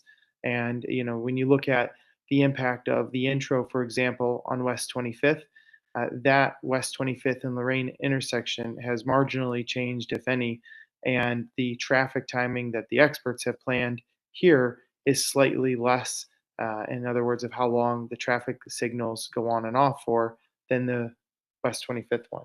And obviously, our intake of cars to the building, we've got shown, as you'll see, off of West 44th, through the PEPBOT meetings, through neighborhood meetings, through planning. We've maintained that access off of West 44th. We've been told, and we also agree that putting the traffic load or partially putting the traffic load onto West 45th would create additional burdens. However, the parking lot for this property as it currently sits loads all of it onto West 45th now. So you currently have a parking lot of over 60 plus cars that does load out onto 45th. I think by what we're proposing, taking it off of 45th will reduce that burden. And as neighbors have expressed, potential traffic safety concerns as well. So if we want to go to the next slide, I can start from there. Again, this is same as what you've seen on the last project I presented. Even closer, the height references to this project. You have number one is the church on the corner of 44th and Bridge. Again, that one reaches over 54 feet in height. Number two is the warehouse type of building that's next in the Cafferty Center. That one goes stretches equally far back into the neighborhood and is upwards of 70 feet tall.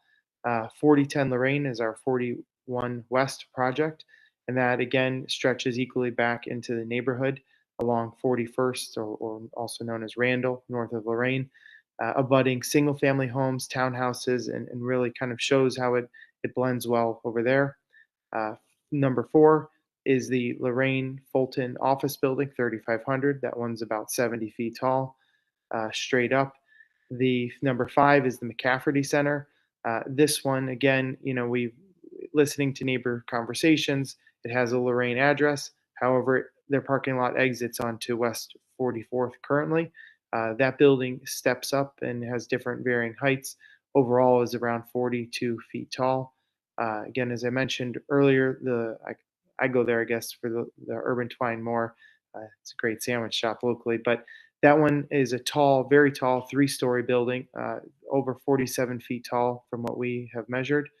Again, in the 47th townhouses, which are new construction, currently right on the corner, but there were also several units built a couple years ago that stretched down 47th. Those ones are in the mid 40-foot range.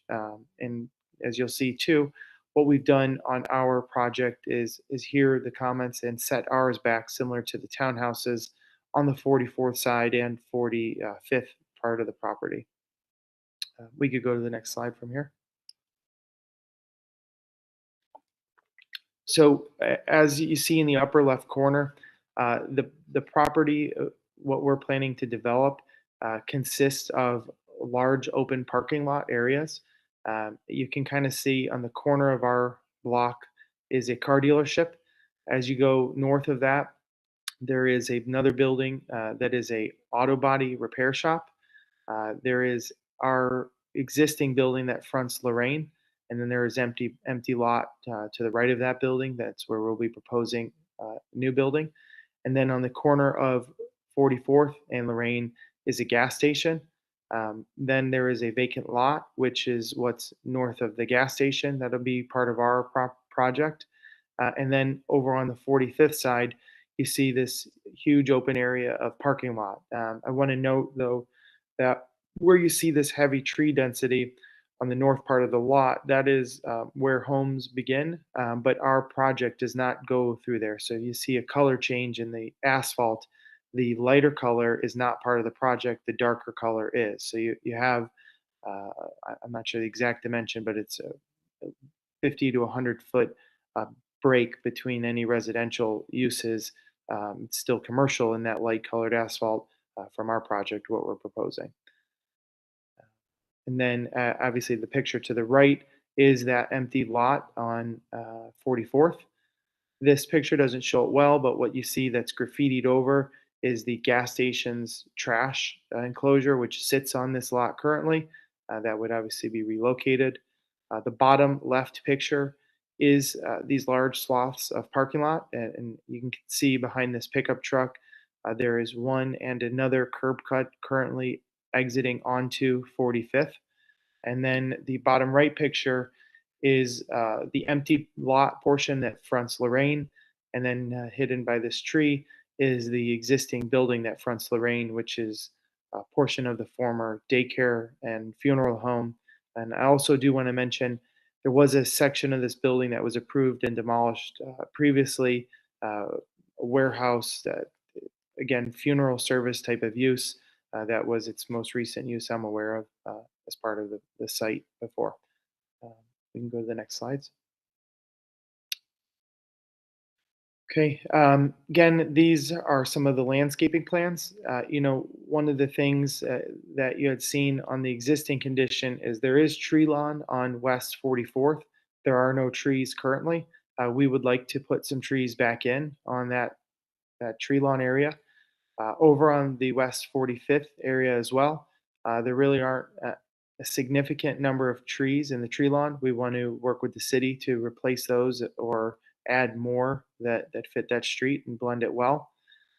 Again, on Lorraine, knowing that there is a streetscape coming, we want to put in some type of planters across the street at the Spanish America building. There is a tree inside of a sidewalk inlay. I don't know if that makes sense for us to do on our side of the street with the streetscape coming, but again, looking towards what I think the quarter 2 and 1 did really well was planter boxes with trees that really kind of set off a nice softer feel along the street. And that's what we're proposing to do here as well. Uh, one thing also with this, and you'll see with the site plan, again, the pictures are one dimensional, but I really want to emphasize if you look at the shape of the building, it moves in and out. In the pictures and the elevations, it kind of blurs into one wall, but there is a lot of movement to it, and that's where we've tried to break up the building without making it different buildings, but blend it and also give it context. You can see in this overhead picture of the building on Lorraine, where the part that fronts Lorraine, it's almost its own block, its own square, and you'll see that's where we've broken up some of the brick to the different materials. And same thing on the on the 45th side, it steps in and out behind the buildings on the corner, and then on the northern part, it breaks and returns back before going towards 44. We could go to the next plan. So on this project, the overall unit count is 101 units. We have around 61 parking spaces. We have over 36 bike spaces planned, including a repair station and bike washing station that we intend to make accessible to the public. Our bike storage will have pedestrian access out onto 45th, obviously, as well as 44th and the Lorraine facade. The new retail, which is shown in the pinkish color on Lorraine, will be about 1,620 square feet. And then again, an important thing too, really looking at softening the building and interacting it well with the neighbors and the neighborhood. We've got walk-up units that line 45th, very much like a townhouse. Again, if you look at the 47th townhouses as an example, it almost mirrors what that interaction to the street is with those townhouse units as well. Something this picture doesn't show in detail, but the renderings do, is on the 44th side, hearing a lot of the feedback. Originally, we heard some neighbors that felt like it was the back of the building, which we definitely didn't intend it to be the back. So we've created where you see in these green shades right at the entrance to the building for the parking. Those are now usable walk-up units. So we'll have porches that are out front that are able to walk in, and then walk up to the second floor where the apartments are. So the residential space won't be on the first floor behind it, but the units will have direct access walking up to that. Another important part of this building we did here was really set it back with the line of the current homes on 44th. We did that for a number of reasons. This parking structure is an open air parking structure as we proposed. The building, though, is set back over 12 feet from the sidewalk. We do intend to have a secured access. It won't be a solid panel garage door, but it would be more of a black spindle type of gate. Where you see here, there's two number twos, and there's a set of stairs about 2.5, 3 car spaces into the building. That's where we would have that secure access point. What that does is allows cars to pull into the garage freely. It allows cars to pull out of the garage area without immediately crossing into the sidewalk. Internally of the building, they will have around 20 to 30 feet. And then they'll have, as I mentioned, an additional 12 feet before ever crossing over a sidewalk. So again, hearing the traffic concerns, doing our best to alleviate that and prevent anybody being forced to be blocking or backing up while pulling into the building from 44th or pulling out of it. We've given plenty of room for almost 2 to 3 cars to be able to be stacked, which, I own several and have developed several buildings in the neighborhood. I've never once seen 3 cars stacked at any similar size buildings like this pulling out. In a residential building, You have some morning traffic typically. You have some evening commuters coming home, but it's not a parking lot or parking jam. And so again, 41st is a one-way street headed south. Where we're at, we also heard some questions about, well, can they only turn out and be in the right turning lane? The way the street is currently striped, they could legally go to either the right lane, which is immediately adjacent to our pulling out of the property. They could go to the middle lane, which takes them down south across Lorraine, or they could go to the far east lane, which takes them to a left turning to go towards downtown, down Lorraine. So it's the way it's legally striped currently. They're able to use all three different lanes, so they're not having to right turn only out of the parking facility. Another big component too, hearing the neighbors, hearing some of the design review feedback, is we have incorporated the existing building. There is some portion of it where the roof lines change, and it may have even been previous additions that we're proposing to demolish. But we do plan to keep the general context of what's on Lorraine now. That's where the lobby is shown. Our plan there would be to actually incorporate that whole structure that we preserve as the lobby. We would kind of a unique feature internally vault it, so it's a two-story, very dramatic lobby. Right now, it's tighter ceilings. Some of us were on site a couple of weeks ago. It's not in great shape. It really needs to be gutted. I mean, I think it would be a candidate to be torn down, but working to preserve it, I think we can make it something very unique and contribute a lot to the neighborhood. It's almost 200 years old, but for another as long as it stands and adds to our building. And again, the retail, where we're adding that retail on Lorraine, is currently a vacant site. And so we would be adding, like I mentioned, about 1,600 square feet of retail, adding to the continued businesses that are growing on Lorraine. We could go to the next slide. This is a typical floor plan here. Again, where the existing building is shown, you can kind of see that's the X area on that. Hearing some feedback and neighbors and planning wanting to try to incorporate some larger units for families. We've put some 3-bedroom units stacked right on the front of the building. That's honestly something we haven't done in our other buildings. 3 bedrooms and typically larger units are sometimes more challenging to rent. But the sizes of these units, we're able to make things more affordable. One of the things that, from a unit size perspective, we've really been very happy with is down at 41 West. 20% of those units naturally reached an 80% AMI. And we believe this 3-bedroom stacking of units would also really achieve some very affordable units for families to potentially enter the neighborhood. Right now, we don't have any city, state, or federal tax incentives on the project. We've applied for a program the city of Cleveland has. If we're able to be awarded that, we can work on making units even more affordable to help attract businesses and families. But overall, our unit size and pricing of the 41 West project, which this is similar to in size of the units, has allowed a really good demographic from all different types of walks of life to be able to live and work in the neighborhood. So again, you can also see too, there is an open air in the middle of the building. So that's, again, kind of talking to the open air parking structure that we've got. That's what you see in front of the studios off of West 45th. We could go to the next slide now. Similar here, just the same kind of mirrored facade of the first floor and second. We can go up one more. So again, listening to a lot of the feedback we've heard from the different community members, the different design review meetings we've had on 45th, we've stepped it back, much like the townhouse, as I mentioned, on 47th.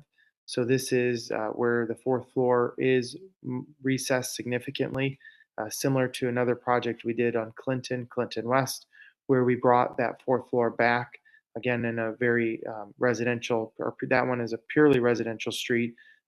This one is obviously a mixed use street. But we've kind of tried to adjust the building to be more conservative on that side. Also on the 44th front, we've stepped that building back as well, so it doesn't go 4 stories to 44th. We would like to have a community deck there.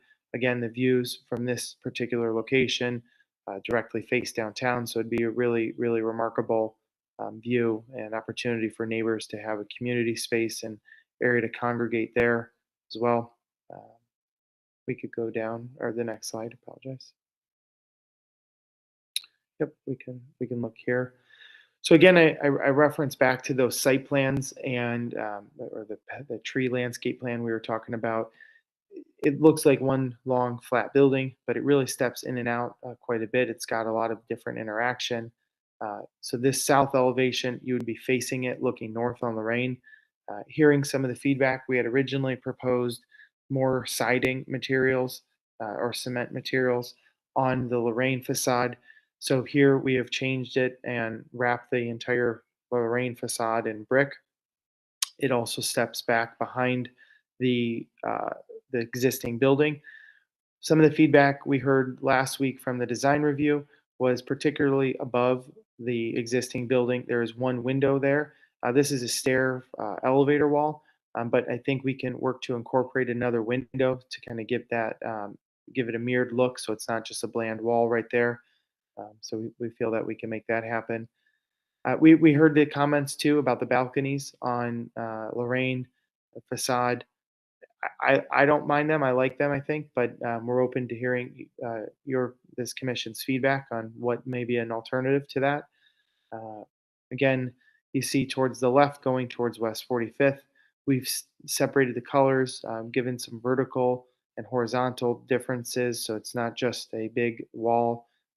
That is proposed siding over there with cement panels on the 4th floor. And as you go towards the right side of the picture, that is stepping all the way back behind the gas station. And those are a variety of cement panels and lap siding. And then same thing as you look towards the right, where I'll call them the townhouse type of units on 44th. Again, that's brick, cement, and trimming, kind of going with the neighborhood's detail. As you look at the west elevation, which is 45th, I think this is one of my favorite views of the project. You know, again, here really worked on making it so that the building interacts with the street. The walk-up units, I think, is something that will be very successful. And then in this picture, you can see how the building is set back on the 4th floor.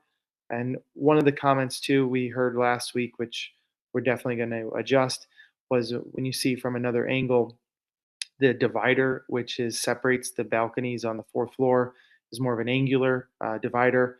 We'll reduce that to more of just a railing so that doesn't really stick out when you look at it from the side, but something that's easy for us to adjust to. And again, you can see above the existing building, we're proposing some type of artwork installation on that side of the property. And then that stairwell does have windows facing the 45th, so it opens that up nicely to that side as well. We could go to the next slide. So the north elevation is, again, if you were in the middle of the block looking south, again, this facade looks flat. It actually steps in and out quite a bit. But you've got from the left, the 44th side going down to the middle of the block and then out towards the 45th side. Currently, you have several buildings and homes that kind of abut or are next to it, and that's what some of the shading you see.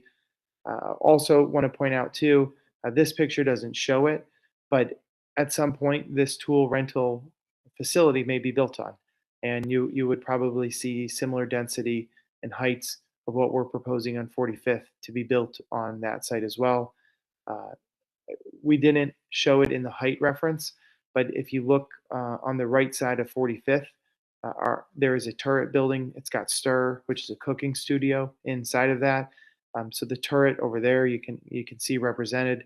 It's a tall building, and across the street is Arsenal Cider. Again, a very tall, similar height building on that 45th and Lorraine corner. When you look down at the east elevation, that's kind of looking at the corner gas station, and then what we're proposing on the 44th side. Uh, you see the townhouse walk-ups. Again, you'll see a better picture of those as you go through this presentation. The Lorraine facade, you see, and again, I reference when you look at the site plan, the brick ends where the building returns in, so it doesn't just stop and transition flatly into siding or a different material, it returns in. We've got balconies proposed over there. There's actually also a dog park we want to integrate between the gas station, the back of the gas station, and our property. A nice little area for tenants. Above the 44th portion of the building, we propose to have the rooftop deck there. What you're seeing there is a green wall that we want to put up there. That's what the green is. And then again, just a breaking up of the massing of different, a little bit of different colors and siding materials. We can go to the next slide. So this is, I think, another really nice shot of the Lorraine facade. Overall, the existing building has gone through a number of changes in its lifetime. From some research ourselves and some other architects have done looking at this site previously, the building was changed to more of a French look in the 1920s. There's currently some metal shutters, fake metal shutters that were just adhered to the building, and the window above the entry door is shorter. We would remove those shutters and we would mirror the window that's on the right of the existing building to match what we're showing that's going to the future look above the door. Also, on the existing building, there are about 3 courses of, call them 12-inch block that line the sidewalk going up. We want to lower the window down.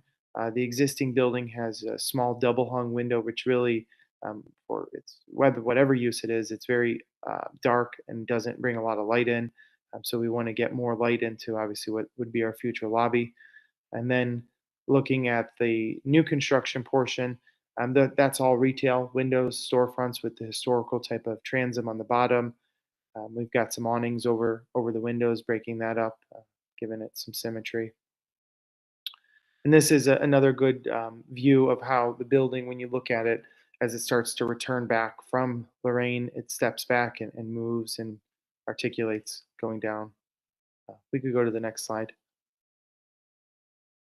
Here is the section on 44th. So again, you can see how far it's set back from the sidewalk. We've incorporated these walk-up balconies. They'll be fully functional, so you would end up hopefully having people have chairs and patio furniture out there, and then those would access the second floor units above. A mixture of brick, some siding material, and some cement panels. And then we could go to the next. This again shows, really it kind of shows those angular dividers which were mentioned at the design review. We want to work on that. We've heard feedback about this facade in particular. We've worked on incorporating some different transitions between materials and siding and breaking it up. We've got the horizontal line that breaks the 3rd and 4th floor. We've got some of the window bays having vertical stripes that go up between it. Also, what you see on the ground level, those, it might look like windows. That is an open air part of the garage. That's where we would propose to have artwork, has been requested by some of the design committee feedback previously. That's similar to the panels that I showed on the last project. That would be determined at that at a later point. But that's what that's showing right there. And then again, seeing the trees we'd like to add where there are some currently and more we want to put in, but really adding a nice walkable, walk-up type of feel to the street. We could go to the next slide. So this picture shows where the future gas station is. We wanted to share the context of what could potentially be developed in the future along Lorraine. You have the corner gas station and auto body shop, and then you also have the gas station, or I'm sorry, the car dealership and auto body shop is this corner. The gas station is the corner down to your right, and they show what the massings could look like. Again, what we're proposing, it was asked also in the last project, is within the height limits on Lorraine. So these are fair and accurate sizes of what could be built there. We can go to the next slide. Again, this is an angle looking at the gas station of how that could be built in the future and showing the massing of what could be allowed there as well. We could go to the next slide. This again shows the materials and the colors that we're proposing. As I mentioned, which is number 7, those bottom window looking panels would be artwork. We had originally proposed a green wall there, but some of the feedback was maintenance and how could we keep it green during the winters and just the extra challenges that a live wall creates. So we heard the feedback for artwork or design panels, and we're willing and excited to incorporate those. Again, just the different colors of the siding and cement panel materials, brick, and then the railing colors that would be along the railings, and then the storefront colors. I think, again, the wall sections, if there's questions on these, I'm happy to have the architect answer them as well. The demolished buildings are the same presentation of what we showed for the last project, but really, shows along Lorraine, we've seen a lot of changes over time, some for the better, unfortunately, some for the worse, but there's a lot of demo that's happened, and we're excited to be able to preserve the main portion of the building that we've got. And I'm happy to hear and listen to feedback. Thank you for the presentation. We'll start with design review feedback. Thank you, Madam Chair. This project was reviewed by the Ohio City Design Review Committee twice conceptually. The committee appreciated the preservation of the former funeral home building. Comments from the committee include the comment on the balconies along Lorraine not being well integrated, concerns on the large amount of cement board and visibility behind the existing buildings on Lorraine, comments on the masonry edge past the primary facades along West 55th or West 45th, recommendations to simplify materials on West 45th, comments on the vast expanse of cement board on the north elevation, comments on breaking up the buildings either to completely separate buildings or breaking up the look with varying materials, and a suggestion that the inner courtyard or light well could be broken up with a U configuration over the O.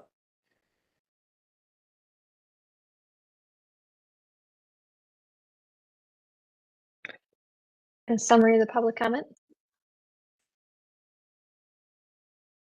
Madam Chair, this is Nate Law. I'm happy to re-summarize the comments we received. That would be great. Thank you. This project has followed the same timeline that the 50 West project has followed. So it's been through all the steps that I had mentioned previously. This is all detailed in the letter that we sent for both projects. This project, from the in-person feedback that we could gather and also the co-urbanized feedback, has been, there's been a lot more concern raised, specifically about the potential traffic situation that could arise on West 44th Street, because West 44th is a pretty dangerous street sometimes. So there's been a lot of concern around the potential impacts that this building could have. Again, stepping down the residential side of the building, the height of the building to the residential two-family district has been consistently raised by neighbors, as well as the use of balconies on the rear. I think some of the comments have been from neighbors that are directly next to it about not having balconies looking into their backyards and putting those rather on the street of Lorraine to add eyes to the street, as well as the concern around lack of parking. So very similar comments to the 50 West project, but I will say the West 45th project has caused a lot more concern, I will say, from neighbors. Thank you. Thank you. I'll also add in, we received a number of letters from the public for the Ohio City Design Review Committee meetings, as well as for this meeting. Some of the comments, as mentioned before, were directed for both this project and for the 50 West. And so comments directly relating to this project include comments on the scale of the project overpowering and overwhelming the homes along West 44th and 45th. The fact that West 44th and West 44th are in two-family districts with a lower allowed height. Questions on the garage and access or inappropriateness on West 44th, living wall longevity questions, repainting or repairing the existing building along Lorraine, comments on appropriate materials and more brick or all brick along Lorraine, comments on light pollution concerns and privacy concerns for the neighborhood, closeness to neighboring homes along West 44th and Lorraine, and buildings, support for rehabilitating the area and inclusion of appropriate development in the space, strong concerns for the traffic on West 44th as existing, and concern with a large increase that would be coming from the development, parking concerns for the tenants as not enough proposed, safety concerns for pedestrians in the neighborhood with the increase in cars driving and parked, infrastructure concerns with strains on materials, comments on the inclusion of trees and green space, and comments on the want for families in the neighborhood over studios and one-bedroom apartments. The project was also reviewed by the PetBot Committee, which noted possible fire code challenges, construction of the building, sidewalk space, and permits required. Thank you for that summary and staff report. Thank you, Madam Chair. Historically, the site has had two-story buildings along Lorraine Avenue and single-family homes along West 44th and West 45th. A site visit was completed on March 29th, and we were able to have access to the building along Lorraine. The proposal is looking at demolishing probably more than half of the existing structure. The site of the previous non-funeral home has been marked on maps as an undertaker going back to as far as 1886, but dates much earlier. We also need to note that on our 1951 map, there appears to have been a 550-gallon gasoline tank buried in what is now the courtyard, and it is unknown if it was removed, and there may be soil testing needed to be conducted in that space. This site was reviewed for demolition and rehabilitation in June of 2021. The rear of the building was demolished at that time.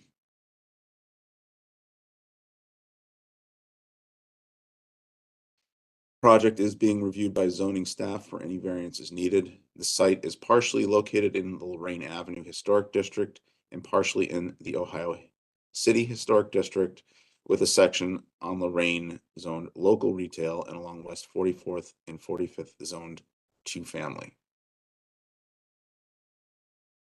All projects are considered on a case-by-case basis. So unlike the previous 50 West, which was a mostly single context within the historic district, 45 West proposal is not a single context. There are 3 separate contexts within this project, creating a unique footprint and a challenging site. Our context for this should be reviewed within 250 feet of the subject property.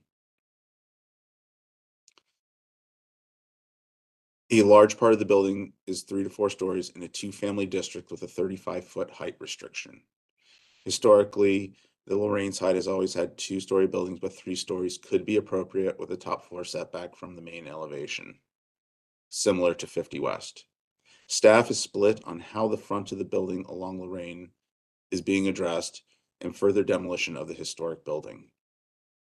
We are in agreement that the elevator shaft is improperly placed. This should be relocated. This is a difficult location due to a busy intersection and an adjacent 24-hour gas station, and the property to the west being under other ownership. From the Secretary of the Interior standards, new additions, exterior alterations, or related new construction will not destroy historic materials, features, and spatial relationships that characterize the property. The new work will be differentiated from the old, and will be compatible with the historic materials, features, size, scale, and proportion and massing to protect the integrity of the property and its environment. A 3-story building along Lorraine would be appropriate. The entrance exit along West 44th is a side entrance to the property. However, the massing scale, size, and materials do not seem appropriate to the immediate context of the Ohio City Historic District and looks foreign to its context.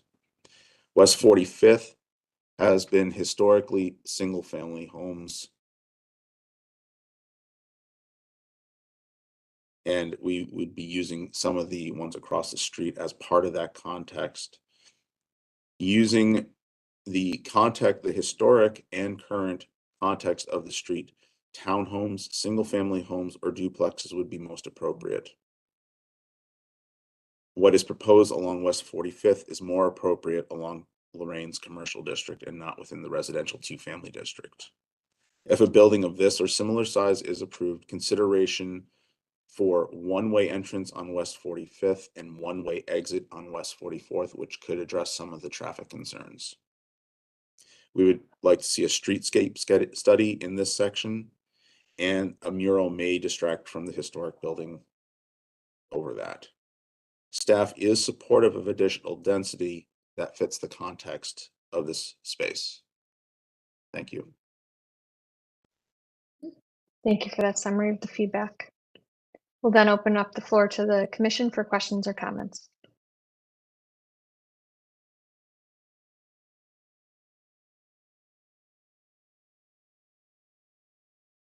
Okay, I will start us off. This is a challenging site and a challenging configuration of a site, challenging because you span 3 different zonings, and challenging just because of the traffic that's associated with the surrounding streets. Forgive me, my allergies are kicking in today. I support multifamily, and redevelopment of density on the site, as staff mentioned, but I think I personally feel like this is a little bit too dense. I think, staff's comments about Lorraine Avenue, I would agree with that. A 3-story would be more appropriate fronting Lorraine, as similar to what was proposed on the other project, with a 4th floor potentially set back to provide that relief at the street front. I also agreed with the recommendation to rework the entrances and exits out of the parking to try to split the load traffic, the car load on 44th Street, to allow it either to have either ingress only or ingress and egress from the parking on 45th Street, and then an egress only on 44th. And the comments about the materiality, maybe simplifying it. I mean, your flat elevations are very helpful, but I don't think because of how awkward this site is, it's, showing the full view, because you have so many ins and outs of your building, which I appreciate, to try to break down the scale. I think this one's, the renderings do a better justice of showing how small some of your planes are, except for on, the west elevation here. But I do agree that the scale on 45th Street would be better if it was relating more to the context. Right now, this feels like the largest portion of your building, and this is the lowest, height area of the this portion of the neighborhood. So, like I said, I do support the project, but I think right now, my personal opinion is I think it's a little bit too dense for this site, but it has a lot of potential, moving forward. Mr. Bonanzi? Thank you, Madam Chair. Where I knew the last site for the very personal reason that I love Sense, I know this site quite well because it is where my parents love to go and play shuffleboard right across at the shuffleboard place. So good, fun, personal note. I think the chair has stated everything perfectly. I think you picked a site straight out of like 4th-year architecture school that is meant to be an extremely difficult problem to solve. And particularly like what's on the screen right now, in many ways, the most successful part of the project is the west elevation, right? The way that it breaks down, it starts to give you a sense of residential scale, but like like, oh God, I'm sorry. It's like we're approaching a row house type of scale, right? In the way that you've broken it up, the top floor steps back. But in many ways, like, can you go up a slide? I think it's up or down. I'm looking for the, yeah, so let's start this one. So like, particularly on Lorraine, yeah, so like, view from 44th and Lorraine, oh, now they're moving. The way that we're touching the house here is just so awkward in so many ways in the way that this relationship is occurring. And it does help when you show what the density could be. And with the two like ghosted massings in. But my fear with when we presume on what could be is always that it could also not be. And in doing so, then we're left with this kind of residue. So particularly for me, the density here and the way that the relationship is with the house is just like antithetical to what it means to be on a historic street front. And then the second one, if you go down one, Carl, sorry, I'm not very clear.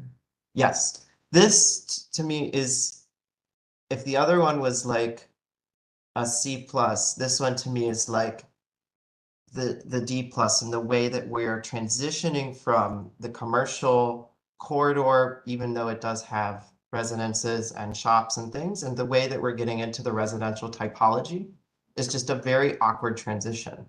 And so in many ways, it's actually a very interesting project that you have here, because you have three faces, basically, that can, in a way, have a completely different language meant to have a relationship to each of the languages that is the street.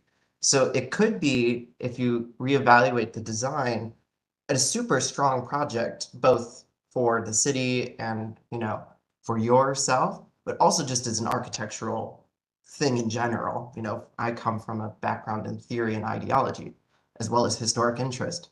So for me, it's a really exciting challenge to kind of see how can we treat each of these three very unique kind of legs or faces of the project in such a way that you're delicately articulating and thinking of each one in its relationship instead of a unified whole. Where the other site made total sense, and I talked about, you know, even more unification to kind of like this is the block, and we've developed the block, and it's this very like organized structure. And this way it might be to your advantage to actually think about this as three different projects that, even though they are the same building, they have very different relationships. This, for me, definitely, even though the one facade is starting to work, these other two are completely not. I'll be very blunt. But I like the challenge, and I'm really excited to kind of like, if you take the notes back with the challenge, see what comes from it. I don't know how that affects you, but that's my thoughts on the project. I think it's a really exciting thing. I just think it's going to be the much more challenging one that you're trying to get done. I'll leave it there for now, because as you can tell, I could keep going. But yes, thank you. Thank you, Mr. Venezzi. Ms. Anderson? Thank you, Madam Chair. I have a lot more concerns with this project than I do with the one on 50th. Guess we'll start here with this the south elevation. I feel like the new construction is really going to dwarf the existing building, and the existing building is just so charming, unique. The French style architecture is not something we commonly see in this area, and I think it's kind of being literally overshadowed. And I really don't think we need to be demolishing any more of the building than we already have been. I think the back part wasn't appropriate, but I don't think we need to keep chomping away at this building. So there is you know, that I'm not supportive of. I think the overall massing is too large, and I think that is something that is specified in the Secretary of Interior standards. I also feel well, I know that this building, this complex abuts a residential area on both 44th and 45th, where the West 50th, there's a handful of houses, and then there's, I think, the freeway behind it. So you're not impacting a neighborhood to the degree that you would be here.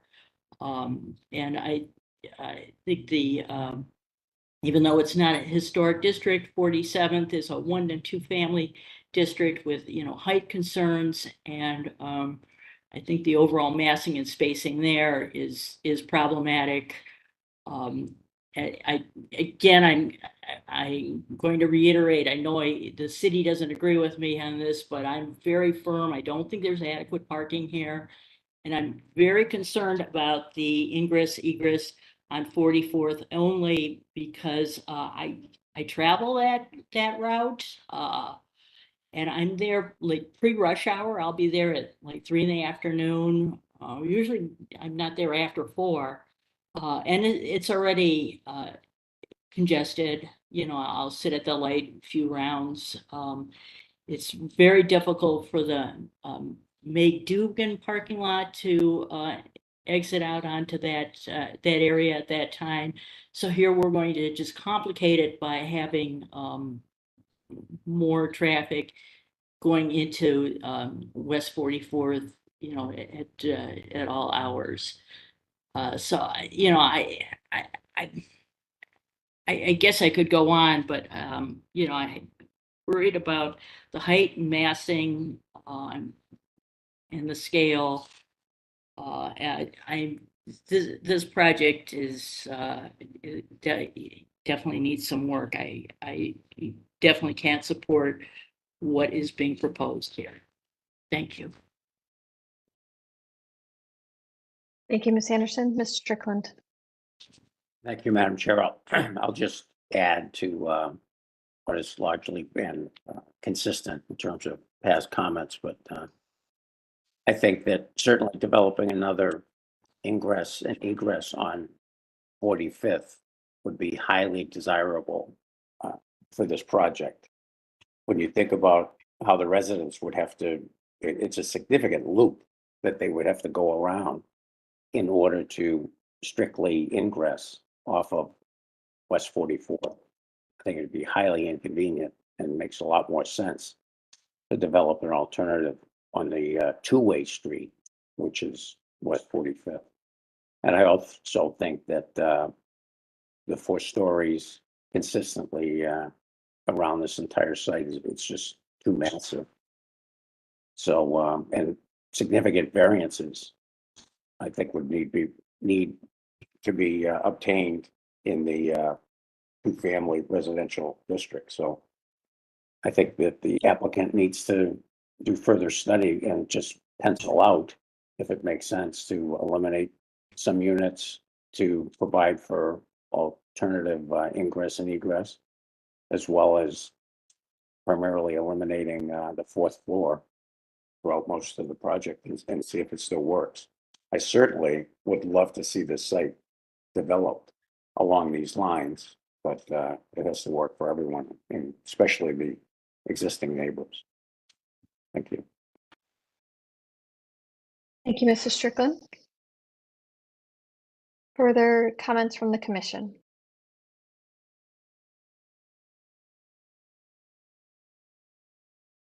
Not seeing any. Does the applicant feel like you received enough feedback to continue the development of your project?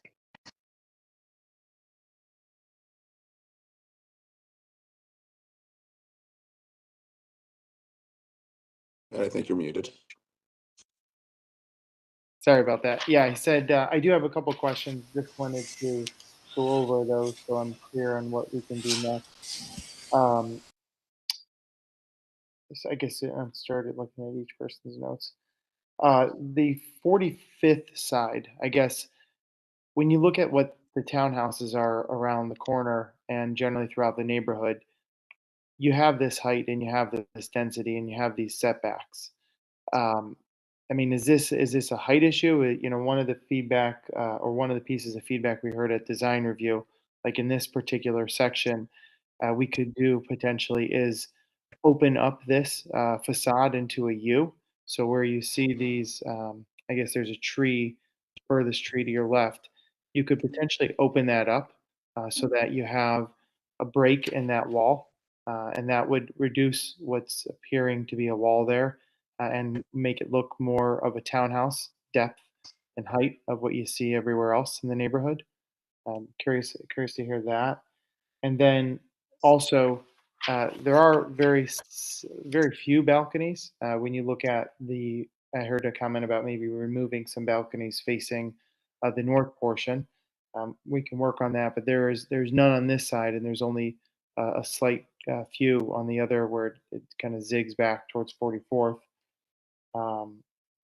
But the overall parking ratio, I mean, that's something we can work on. We're trying to work with the neighbor, even the tool shed, to possibly get some after hours parking from them. There's even some additional parking lifts we can put inside the building to facilitate more parking inside of the building. We don't have an issue with a second means of egress. It was something that was brought up at the PetBot, and they preferred it not to go out to 45th. We've heard the neighbors request that, but we're open to making that change. I think that's something we can implement.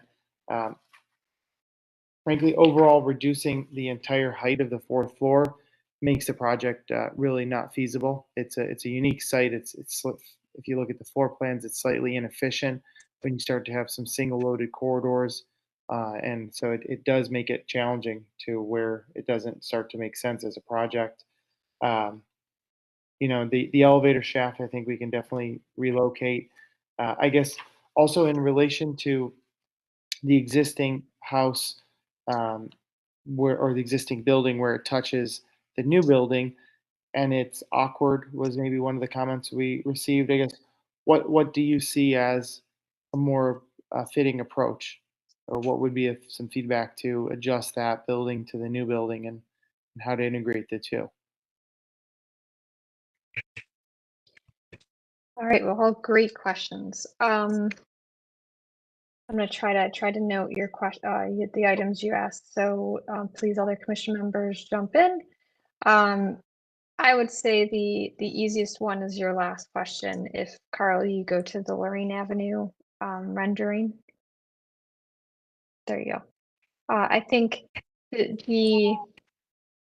how these two buildings have connected, there's the lack of a link right now. Now they're just abutting. I think if there was more breadth around that existing structure to allow it to stand on its own and not feel like it was the new buildings were abutting so abruptly and to the height that they are, that would be helpful. So that would either be by lowering the portions directly connected to that existing building, or providing some relief around that building is what I personally would recommend. Because I think it feels abrupt from going from the 2-story to the 4-story on the two sides. You're moving on to your initial question about the 45th elevation. I think breaking down the mass from a basically the donut to a U would help on many sides. It would reduce down the impact of a 4-story building, on both the north elevation and all elevations, but primarily the north and the west. And make the height more palatable in that location. It would also make it feel less towering on everyone that is north of you, and may provide the relief, because I'm trying to digest where the balconies are on the north elevation. So I believe the plan's fairly a uniform current straight elevation. So I think that would help with the height and break down the mass. And if you incorporated parking and continue to try to let it be more smaller row houses versus a continuous monolithic elevation, that could help bring down the mass further and make it more relatable to the neighbors. The second means of egress, I think my personal opinion is I think it would be helpful to just provide that second relief so that you're not providing the burden of both directions of traffic on 44th. But I will give my, obviously the colleagues who know that the traffic patterns more their, recommendation. But I personally feel like it would be better for the development and better for the neighborhood if you could diversify, the traffic on the two streets versus putting the onus only on one that's already heavily trafficked. And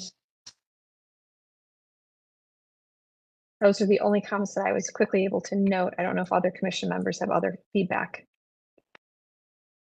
Mr. Strickland. Thank you, Madam Chair. So I have a question. Given the current zoning, what, if any, height variances are required as presented?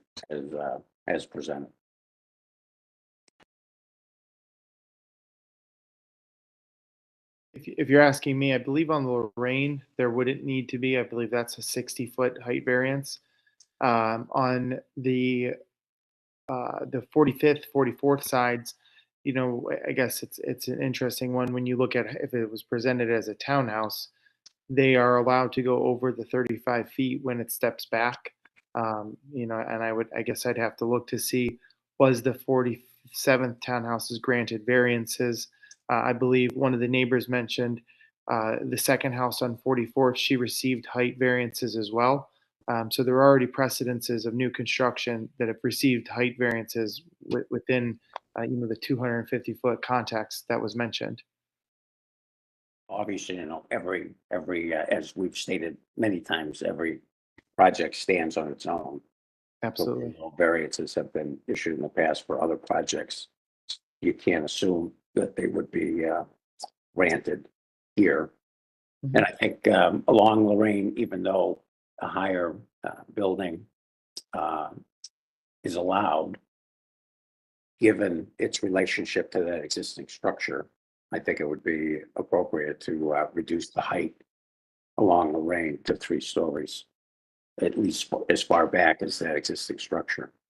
But I went on the walkthrough on the 29th, and that existing structure is in very bad shape. And I think the important element is that facade facing Lorraine. And I personally don't have a problem with demolishing a portion of the building to the rear.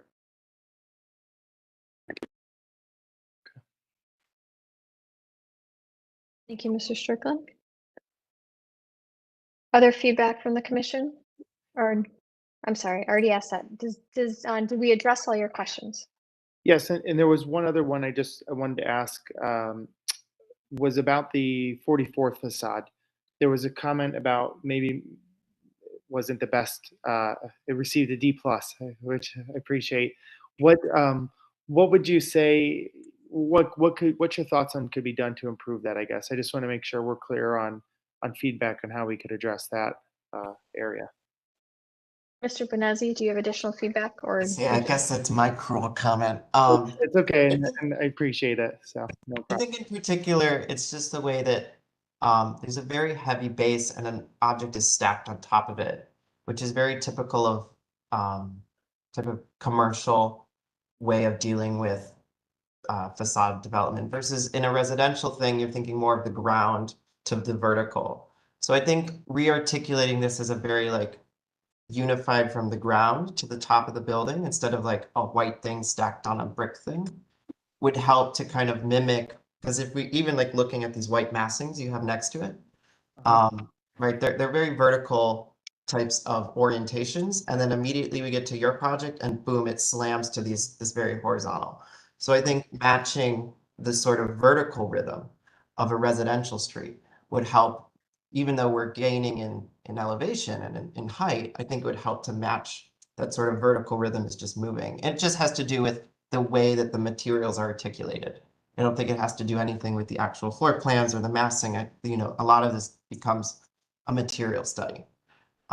Is that helpful? Absolutely. That's kind of what I thought you were saying. I just wanted to be clear. Yeah. And maybe just one more question pointed to that. Do you like the look of the 45th more if that row house look was transitioned on this site as well. I would agree with that because I think even though we keep talking about the massing of the 45th side, I think the way that the materials are articulated on the 45th side is more successful. Okay. Also, I was noting that I was looking up and down the street. Your neighbor, luckily to your advantage, is this extremely modern looking little black, beautiful black house. So I think that's helpful to you. That's a total aside to your project, but something to note. So I hope, is that helpful? Yeah, no, absolutely. And I also just wanted to point out to everyone, we've obviously heard some good and positive and negative feedback from the neighbors. We have a lot of positive feedback that we will be sharing from neighbors, businesses, residences. But there's been a great response to the projects, both 50 and 45th, from the neighborhood, and they're really excited. And obviously, as any development, there's challenges. We want to work with the neighbors as much as possible, work with the different commissions to find the common ground so we can put something successful and that everyone's proud of and contributes well. And obviously, we don't want to have a traffic issue that we create. We can't solve the traffic patterns that are currently there, but we can do our best to work with the project and the design to make things the best solution. So I've heard all the notes and I appreciate it, and we'll get to work, and excited to get back with you all. Excellent. Well, we look forward to seeing you return with your further development project. Thank you very much. Thank you. Okay. We will then move on. That will conclude our conceptual plan review. We'll then move on to landmark nominations. Thank you, Madam Chair. Here for the nomination of the Bodie Recording Company at 12202 Union Avenue. This was compiled by Julia LaPlaca, who was our Ohio History Service Corps member in 2019-2020 as a part of her National Register questionnaire. And then there was additional information from the Bodie family with the assistance of the Cleveland Restoration Society. This is located in Ward 4. And here's our neighborhood map and our first initial look at the house. We recently had the designation of Second Tabernacle Baptist Church just across the street, or just a little bit down the street recently as well. This lot includes a single family house, which has some Dutch colonial and colonial revival elements, including gambrel roof, 3 ionic pillars that support the front porch roof, and other lintel impediment embellishments. The first story is clapboard and the second is wood shingle. Behind the house on the west side of the plot, there is a single story 22 by 40 foot brick and cinder block building with a flat roof. There is a small 2-story cinder block addition in the back of this building. And along the back of the plot, there's a 2-car garage with a concrete block addition on its west side. Thomas Bodie grew up on Kinsman Road in Cleveland. He was orphaned as a young child and raised by his grandparents. He attended East Tech High School, where he developed his passion for electronics and graduated in 1941 as the only African American in his class. He served in the Army Air Force during World War II. However, Bodie struggled to find work on his return home, even though his white classmates with similar qualifications were able to get jobs. He finally got a position at Baldwin, Oregon as a repairman. And according to his wife, Louise, the company was wary of hiring an African American, so the manager gave him an unrepairable organ and said if he could fix it, he could have the job. Thomas did fix it and worked for Baldwin for many years, helping keep books and running the business, as well as making repairs. Other shots of the property here. As he repaired organs by day, Thomas amassed cast-off recording equipment in the basement of his home at 9410 Pierpont Avenue. Thomas's main supply came from Hank Schneider of Schneider Recording in Cleveland. Thomas met Schneider when he was working at the studio as a custodian, but the two developed a bond. Thomas tinkered on the Schneider recording equipment and bought older pieces from Schneider at a reduced price. Bodie began recording around 1958 from the basement of the Pierpont Avenue house, and Bodie Recording Company officially opened in 1959. In 1960, Bodie and his family moved to the Union Avenue address in the Mount Pleasant neighborhood. There, Bodie began to invest more time and money into his growing business. In 1963, Thomas and Louise took off. Thomas with his many skills and Louise who had many connections to church communities in Cleveland, which ensured a steady stream of preachers and gospel choirs who wanted to book a recording session. Louise and Thomas's partnership pushed Bodie Recording to new heights of efficiency and production. In 1964, the studio behind their house was ready for business. Louise was the president of the company. She managed bookings, fielded calls, and later operated the record press. Thomas kept electronic equipment running smoothly and oversaw the recording process. Bodies were soon in high demand because of their cheap rates and quick turnaround. The 12202 Union Avenue address was the essential setting for the majority of Thomas and Louise Bodie's life and work. Running Bodie Recording Company was their passion, and having their home and work in one place enabled them to throw themselves completely into the business, which was almost entirely self-sufficient mom and pop operation. It was easier for the Bodies to make their own equipment because many suppliers would not work with Black business owners. This went from an unremarkable house among many in an East Side Cleveland neighborhood to a destination for musical hopefuls, gospel choirs, and touring bands from across the country. Bodie Recording never launched a star or produced a hit record. However, they produced an impressive number of recordings across a wide range of genres. The Bodies would record any and everybody. They had various labels for different genres: Soul Kitchen and Cooking as a 1970 psychedelic soul, Luau for R&B, and Bounty for gospel. Some of the groups they recorded had modest regional success, such as A.C. Jones, Creations Unlimited, The Inner Circle, Harvey and the Phenomenals, Jackie Russell, Den Dover and the Screamers, Penny North, the Reverend David Watts, and the Chantals. Some went on to a more lavish career: the Edwin Hawkins Singers, the Golden Echoes, Bishop Ranch Allen and the Ranch Allen Singers, Blue Ragland, Hot Chocolate, the Gospel Mountaineers, and Sir Tom Jones backup singers of the 1970s were founded here. There were enough gospel quartets to start a religion, and Bodie nurtured dozens of acts that went on to regional acclaim and accomplished careers. They recorded well-known Cleveland groups as well. Most notable were the OJs, who were famous for playing Leo's Casino, an African-American club in Cleveland. While at Leo's Casino, the Bodies also recorded Lou Rawls, Junior Wells, Jackie Wilson, The Temptations, Aretha Franklin, Otis Redding, Flip Wilson, Al Green, Buddy Guy, and Dick Gregory. Most of the Bodies' output were demos, recordings of new artists who wanted an example of their work to send to places like Motown. The convenience and competitive rates at Bodie Recording Company were a great service to fledgling artists in Cleveland. Bodies attracted many groups from outside the region too, particularly Appalachian and bluegrass bands from West Virginia. In the 1960s, Cleveland, like many U.S. cities, witnessed devastating race riots. The Huff and Glenville riots in particular hurt the Bodies' business. They lost many white customers who were fearful to travel to their neighborhood. So the Bodies began to travel themselves. They created a mobile recording unit, which was part of their side business, Bodie Audio Advertising. Carl Stokes, Cleveland's first African-American mayor, and his brother Louis Stokes, longtime U.S. House representative for the east side of Cleveland, used Bodie's audio advertising services for Carl's successful mayoral bid in 1967 and Louis's successful congressional campaign in 1968. The Bodies themselves traveled from coast to coast with the mobile studio, recording musicians, bar mitzvahs, revivals, and conventions. The studio still possesses the organ requested by B.B. King to perform at the Palace Theater for one of his engagements. They also recorded a young Sonny and Cher, Ike and Tina Turner, and Sam and Dave at the Teenage Fair near 12th Street in Cleveland downtown area. They cut records for Devo and the Kinks in the mid-1970s and recorded various on-site locations in Cleveland, including The Who and Etta James. Meanwhile, Thomas kept up his day job doing organ and radio repairs.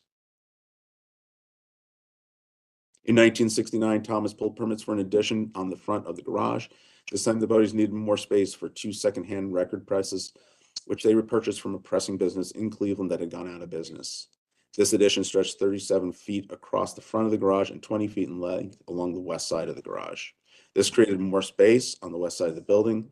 They poured concrete and raised soundproof walls around the two big machines.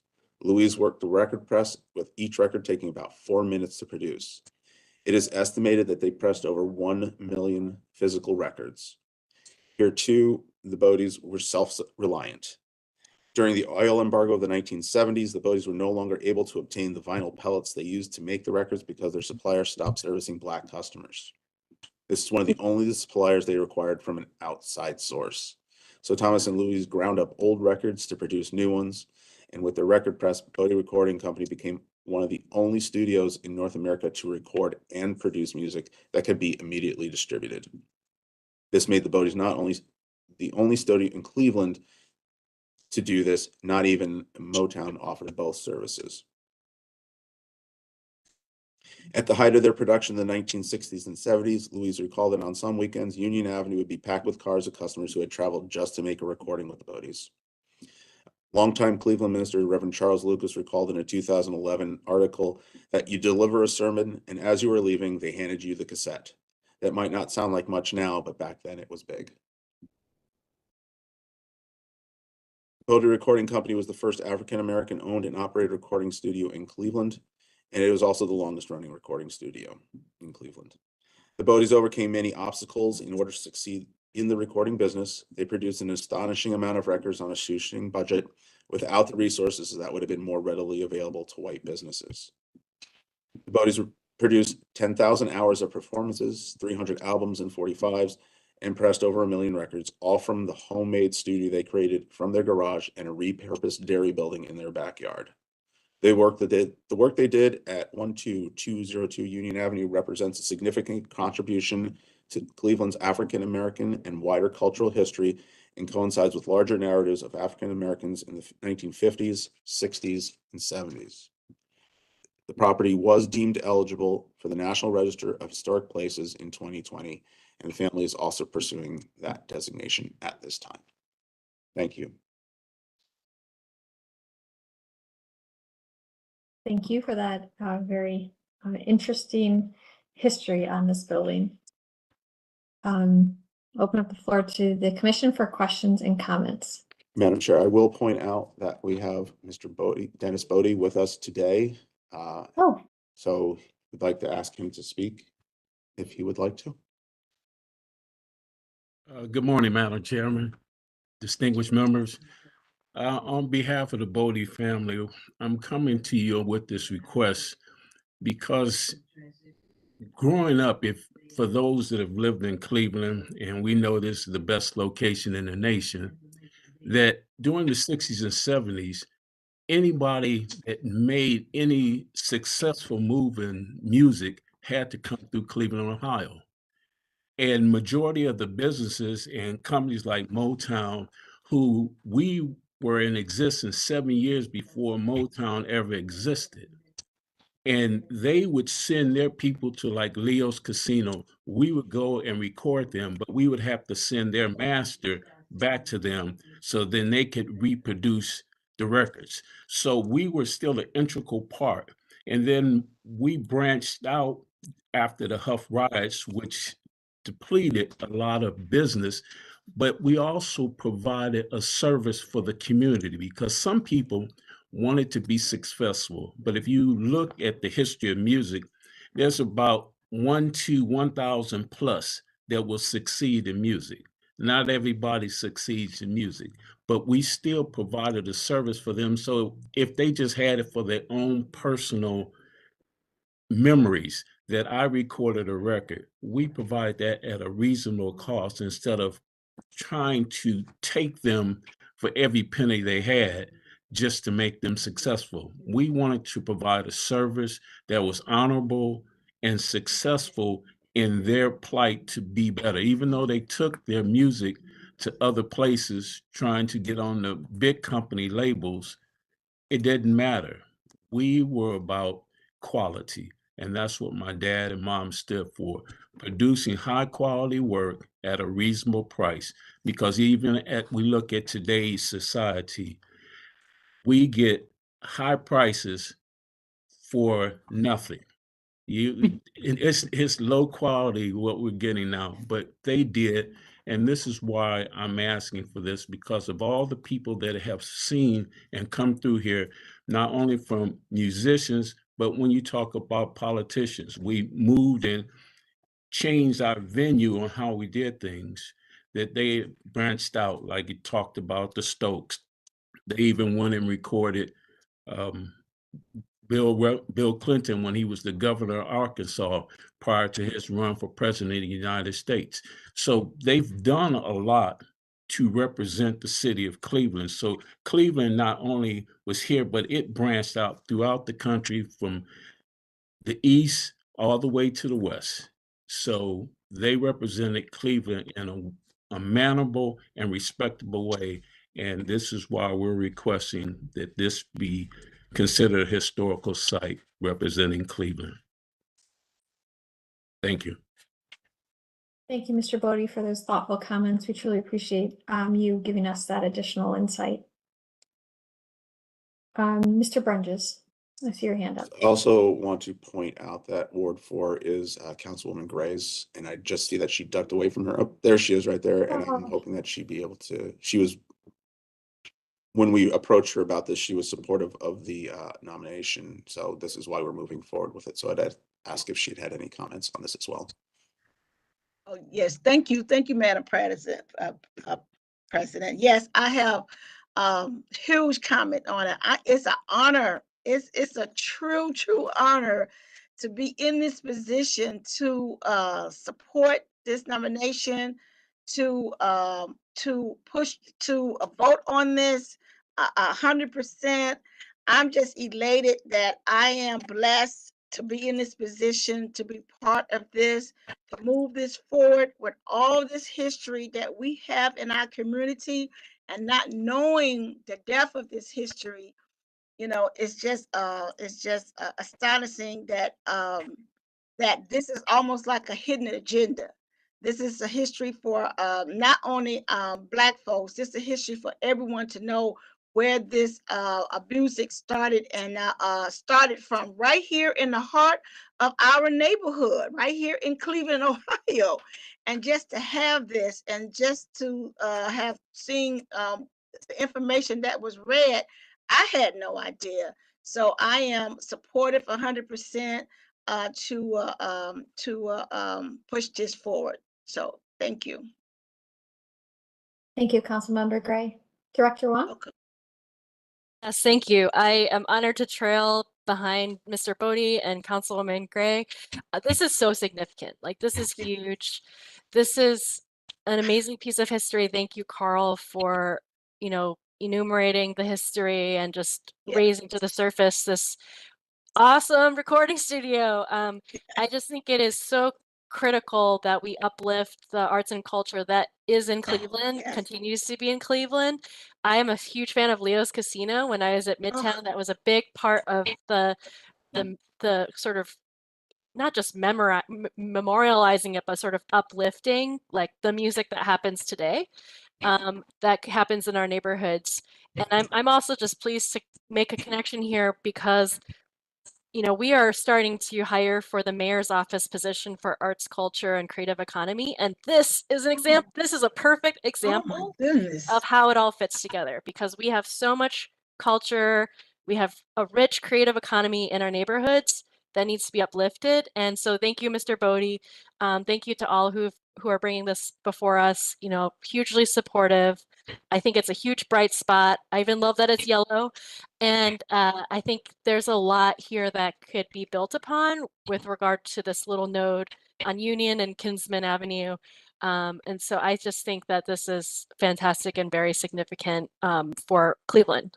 And Mr. Bodie, I hope that we can cross paths. I would love to get connected with you and also introduce you to our new arts and culture person whenever we hire them. So thank you all. Thank you. Thank you, Director Wong. Mr. Bernese? Thank you, Madam Chair. Mr. Bodie, I'm going to try not to get emotional because I'm admittedly embarrassed and humbled that I do not know this history. of Cleveland, particularly because both myself and my roommate Ryan love music. We have like you'll understand when I tell you that in our house we have a reel-to-reel, 2 record players, a quadraphonic system. Like we collect everything and love embracing music history. And for me to not know that this is like in our city, or to know, like, I'm going to come visit you in the next couple weeks. Like I was on my agenda and I was texting Ryan, my roommate, about this, and he's like, you have to be kidding me that I didn't know about this. This is just absolutely an amazing piece of history, especially for anyone who's an audiophile, which if you are a Clevelander, you should be an audiophile for the rich music history that is in this city. So I am nothing but astounded and amazed by the history that you guys have paved the way for. Yes, I love this. I love this place. I'm gonna come visit. Thank you. We can talk records. Yes, sir. Well, Thank you, Mr. Ryan will talk to you more about systems. He's the like super collector. Like he gets into like, he was so sad that his like current decoding of quad isn't like up to par, and he's always, we'll come visit. Yes, sir. Thank you, Mr. Benazzi. Other feedback from the commission? Would someone like to make a motion? Okay, this is always really hard because the wording is tricky, right? Yes. Okay. Carl, can you remind us how this wording goes? You are nominating for landmark status. Okay, it's not like nominating for the recommendation. That's the national ones, I'm thinking, Yeah, right? you are nominating this as a Cleveland landmark, which will then begin the designation process. That's much easier. I put forth to nominate this as a Cleveland landmark for the presentation. Do we have a motion? Do we have a second? Director one? Well, actually, I might yield to Councilwoman Gray. Councilwoman Gray, do you want a second? I'm happy to second, but I'm wondering if you want a second. Yes, I want a second. Is that me? Yes. I like the second. Thank you. Excellent. We have a motion. We have a second. Any further discussion? All right, Mr. Brendges, please call roll and announce the results. Ms. Anderson, Yes. Mr. Benazzi, Yes. Councilwoman Gray, Oh, yes. Director Wong, Yes. Mr. Strickland, Yes. Ms. Trott. Yes. The motion to nominate the Bodie Recording Company as a Cleveland landmark passes unanimously. Thank you very much.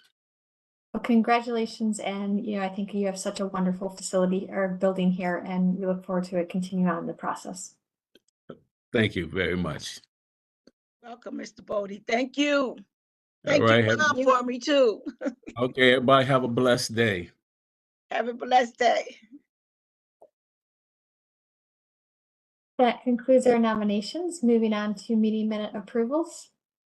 And forgive me for 1 second, I'm having some issues with, well, I think I'll be okay, with my earbuds, but we have 4 meeting minutes that were circulated. Does anyone have any questions or comments on the June 10th, 2021, September 23rd, 2021, May 26th, 2022, or March 9th, 2023 meeting minutes?